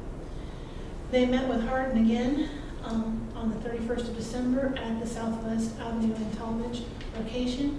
Hardin was the only person they met with at the time. They filled out paperwork and assigned a policy to the funeral home, that being Hardin Family Funeral Services. They never received a general price list or a statement of goods and services at any of the meetings when they discussed funeral arrangements. They state they had every reason to believe Hardin was a funeral director. Hardin was the only person they met with, and they felt he was in charge of everything. They gave Hardin $311 in cash is payment for the difference in the insurance policy and the total bill. They will provide the receipt for the payment, which is attached. The death certificate for her mother lists Donovan Funeral Home and is signed by James Donovan as the funeral service licensee. The burial transit permit lists James M. Donovan as the funeral director, and the cemetery, again, in this case, has not been paid as the check was returned, not authorized and eligible. James Donovan has provided us a statement, and he claims to have provided the services for both families, but goes on to state that he currently has no relationship with Shantae Harden at this time. Is it his actual signature on the death certificate, or is it forged? Do we know that? It is his, and he is claiming that he provided the services, but the 3 family members and 2 different services state he was not. If you guys recall, this was a guy that was going to Pittsburgh, wasn't he? Mortuary school. He was going to PIMS, yes. And actually, we spoke with the dean of Penn. He has not completed. And it's not completed. He says he doesn't think that'll happen. So, Well, Mr. Chairman, over the last several months, just talking to people in the industry, maybe by attending seminars or meetings, local meetings, I'm hearing more and more of our licensees complaining about funeral homes using unlicensed people to do funeral arrangements. And the reason is because they can, because no one's looking over their shoulders. And I think when we have cases like this, we really need to set an example. Because a lot of especially a lot of the low-cost providers are doing that and saying, well, that's part of the reason why we can get away with charging us money, because we don't need to have a licensed person, which is totally a violation of the law. But I'm hearing more and more of that. So I even know of 2 firms that sent in mystery shoppers to another firm that they were trying to build a case. You know, I don't know if that's ever came to us because of the way we see these cases, but it's in Youngstown, I believe it's in our area, my area. I assume. Yeah. Maybe not necessarily. But I think that we really should look at this because, you know, even with the pre-need, now you have an unlicensed person taking money for pre-arrangement. It gets worse, okay? Well, where do we go with Shantae? I think we follow the direction and The injunction? the injunction. I mean, I don't know if we have anything else. I'm concerned about an unlicensed person. The whole issue. The whole issue, taking someone's pre-need. Then you have no control. Any other comments or discussion?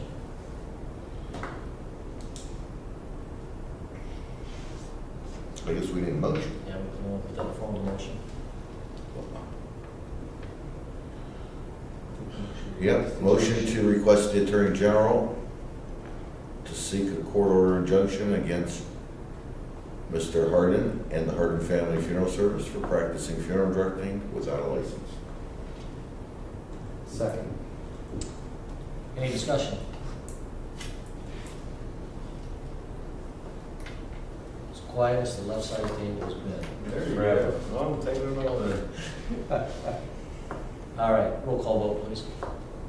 Mr. Mosco? Yes? Mr. Tannen? Yes. Ms. Betzer? Yes. Mr. Fleming? Yes. Mr. Boyer? Yes. Motion passes. Would you like me to go on to the second case? No, I'd like to move that we take a 15-minute break Good job. for restrooms.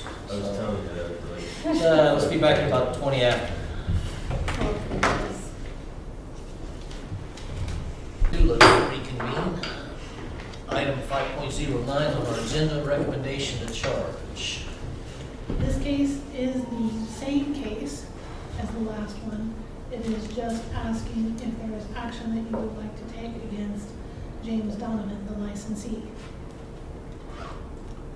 Discussion? I'd like to make a motion. Second. No, I didn't make it. But thank you anyway. Well, I'm assuming that your motion is going to be a recommendation that a charge be pursued? Yes, yes. Second. because of what I stated earlier, that I think this is so important, this is the AIC, this is actually in charge, this is the person that's actually allowing this to take place. I would like to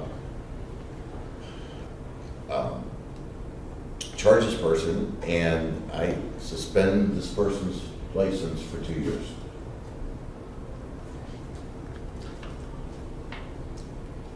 Is there a second? Second, Mr. Chairman.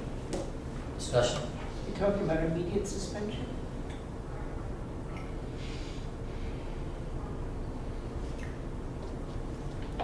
Yeah, I guess.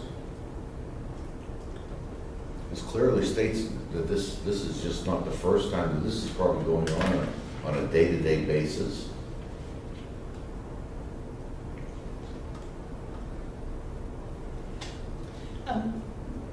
I just need to interject that you can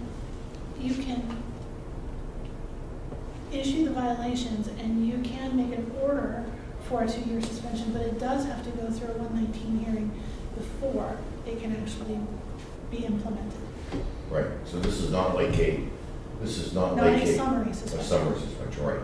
Is that what you meant, Linda, when you asked me? No, I was wondering if you were moving for a summary suspension. Okay. You're just recommending that as the goal. I mean, I even think based on our criteria on summary suspensions, when the public could be harmed. I mean, this could be someone coming into this unlicensed person and plopping down $5,000 for a prearrangement, and that doesn't get funded, and him not being licensed. We have very little control over that individual as a board. So that's what really scares me on any of this, and I think we need to send out a message on this, so. I have another question about your motion. It sounds to me like you are charging just James Donovan and not the Donovan Bagnoli Funeral Home in Talmadge, Ohio. This did not take place in Talmadge, Ohio, correct? No, did. Yes. It did. It took place at that location. There are 2 locations, Who's the AIC at that location? James Donovan. Who's the AIC at the other location? Larry Bagnoli.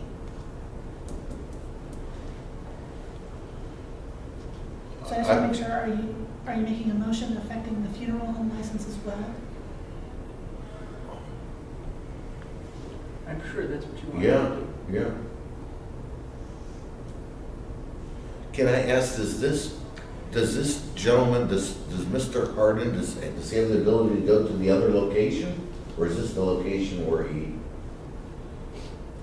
mean, can he go to the other location as well and do this? Just to be clear, he was at this location and working with James Donovan. At that location? At that location of the 2, okay? They have separated from him by, I didn't hear the last. they have separated From from James him. Harden? From Shantae Or Harden. Shantae Harden? They have terminated all relationship with Shantae Harden. We have no reason to believe that he would be working Shantae Harden at this location or the other one at all. So Ms. Nykamp, do you have an opinion on this? My concern, in my opinion, is that by affecting the funeral home, you are also taking action against Larry Bagnoli. By our investigation, we have not shown that Larry Bagnoli necessarily was involved in either of these services that we've brought towards you for evidence. Do you need more time?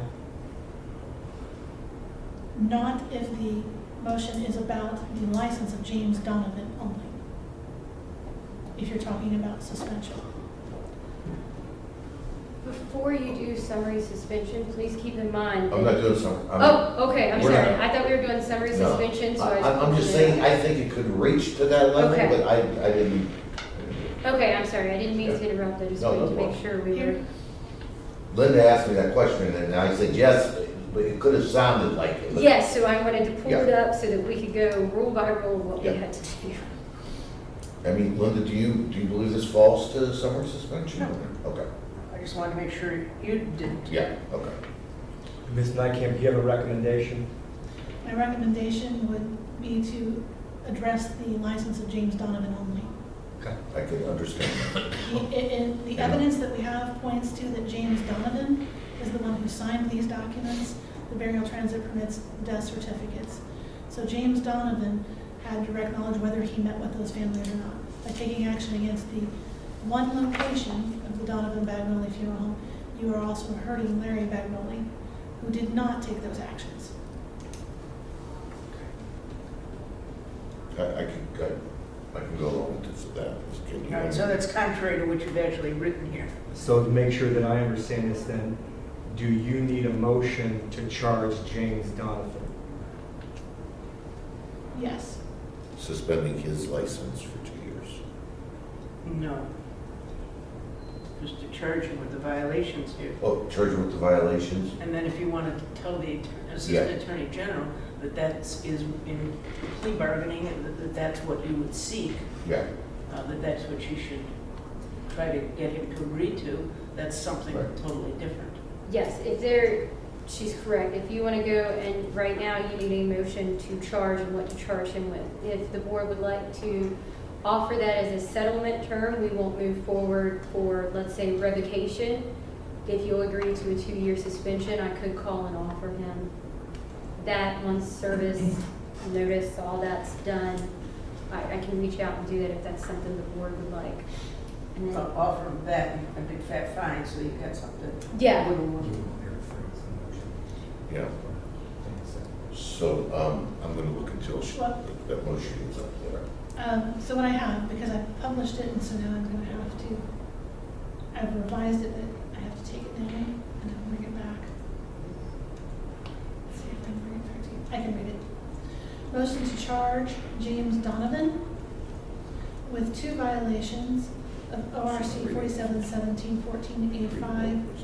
It goes on, the applicant or licensee permitted an unlicensed person, go on, specifically for permitting the Shante Harden and Harden family funeral services to engage in the profession and business of funeral directing under the supervision of James Donovan at the Donovan Bagnoli Funeral Home. And 2 violations of 4717-14A8, the licensee loaning their license, specifically for James Donovan and the Donovan, I'll take that part. Specifically for James Donovan loaning his license to Shante Harden and the Harden family funeral services by signing the death certificates and burial transit permits for 2 deceased individuals when he did not perform the services. Sounds satisfactory. Yep. And then I have, and order a 2-year suspension of the license of James Donovan via an administrative hearing. Yep. Or you want just an opportunity for hearing? But how do we record their recommendation for the 2 years?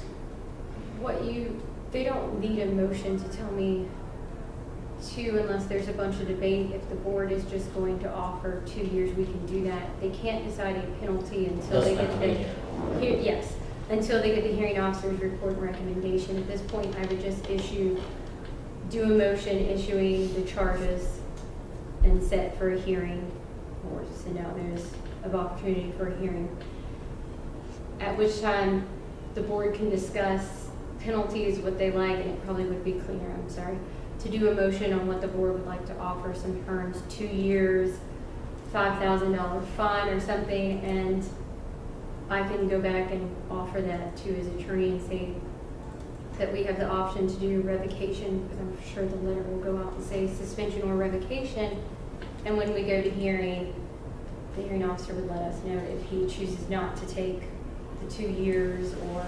In the past practice of the board, we never put that into a motion. We Yeah, just just- allowed the executive director and the president as a spokesperson of the board to go through those. Okay. But I guess if you want to know what my intentions would be, it would be, 2 years. yeah, Which is fine, and I can discuss if there's going to be negotiations, our office would ask to handle it. If it's just a flat offer, the executive director can handle that and then do template. I mean, Carla sent one, I'm not 100% on that. And fill it out that way. If there's negotiations, we're happy to engage, and I can deal with Mr. Fleming. okay. All right, motion on the floor then, and it's been seconded by Mr. Tanoff. Any further discussion? Roll call vote, please. Mr. Tannen? Yes. Mr. Boyer? Yes. Ms. Betzer? Yes. Mr. Fleming? Yes. Mr. Wesco? Yes. Motion passes. Item 5.10, This is our case that we will continue each month until we get an additional licensed board member. 5.11, pending cases. We are currently working on these investigations, and when they're pending, there's not a lot I can say.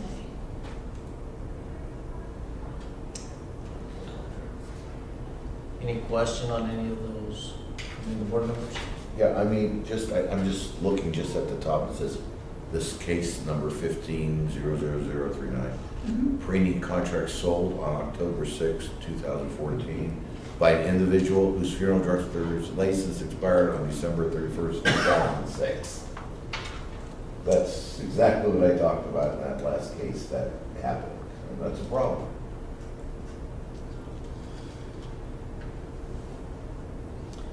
Any other questions? Okay, those are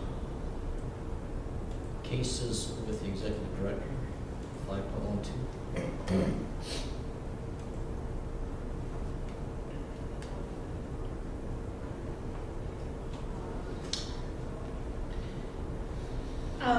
This report indicates a couple of the cases that actually probably really will remain then, from what I understand from today's conversation with the AAG. The first two So would you what? remain. We talked about those already, Taylor. Yeah. Woodside Cemetery, is that the one that was Mhm. resettled? Yes. They did a $5,000 Correct. forfeiture on that one. They were operating crematory without a crematory license. Walton Schrader, what's that issue? In both of these cases, they reached out to us just recently requesting a consent agreement, and so I haven't had a chance to review those with you. Are you allowed to tell us what the issue is? Walton Schrader. These are obviously ones we've charged in previous meetings, correct? No, these are ones where they're asking for a consent agreement. They're admitting to the potential charges that would be brought against them and asking to settle those up front. Okay. I'm off the top of my head, I'm not aware of that. Okay, I didn't see the files. None of these would include unlicensing, like operating a funeral home with an unlicensed employee No, or pre-need. one does. The Snoffer Funeral Home includes one pre-need, one contract that was just not funded timely. But it has been fun. It has been funded, but in our pre-need audit that we conducted of the funeral home, we identified one contract out of the many that should have been funded before it was. Any other questions on these And cases? just that if we get any other cases dealing with this unlicensed stuff, I mean, that should be something to be on the forefront of the board, because I just see that becoming a bigger problem now, just hearing rumblings.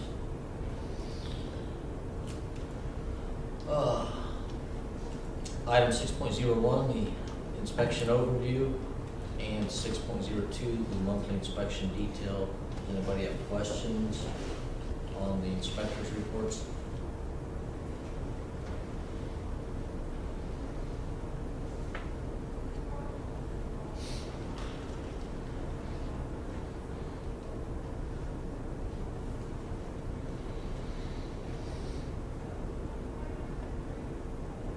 Just let me know after you guys have had a chance to go through this.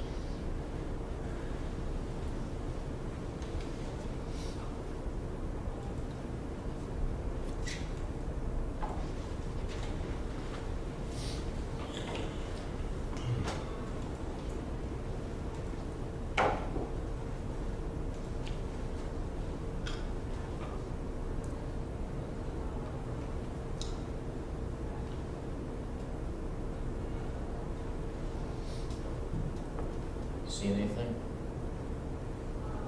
Any board members? Question on anything? No action is needed on those. Let's see. Fiscal overview. I know, 7.01. Go ahead.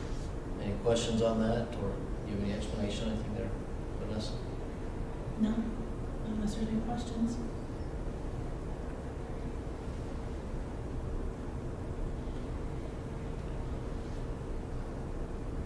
Any questions on the fiscal overview?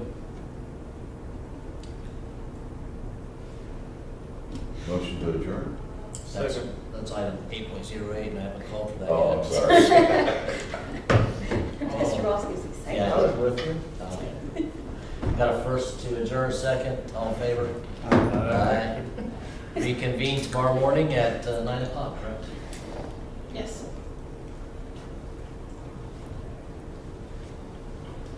Should we still log out of this even though we're gonna be doing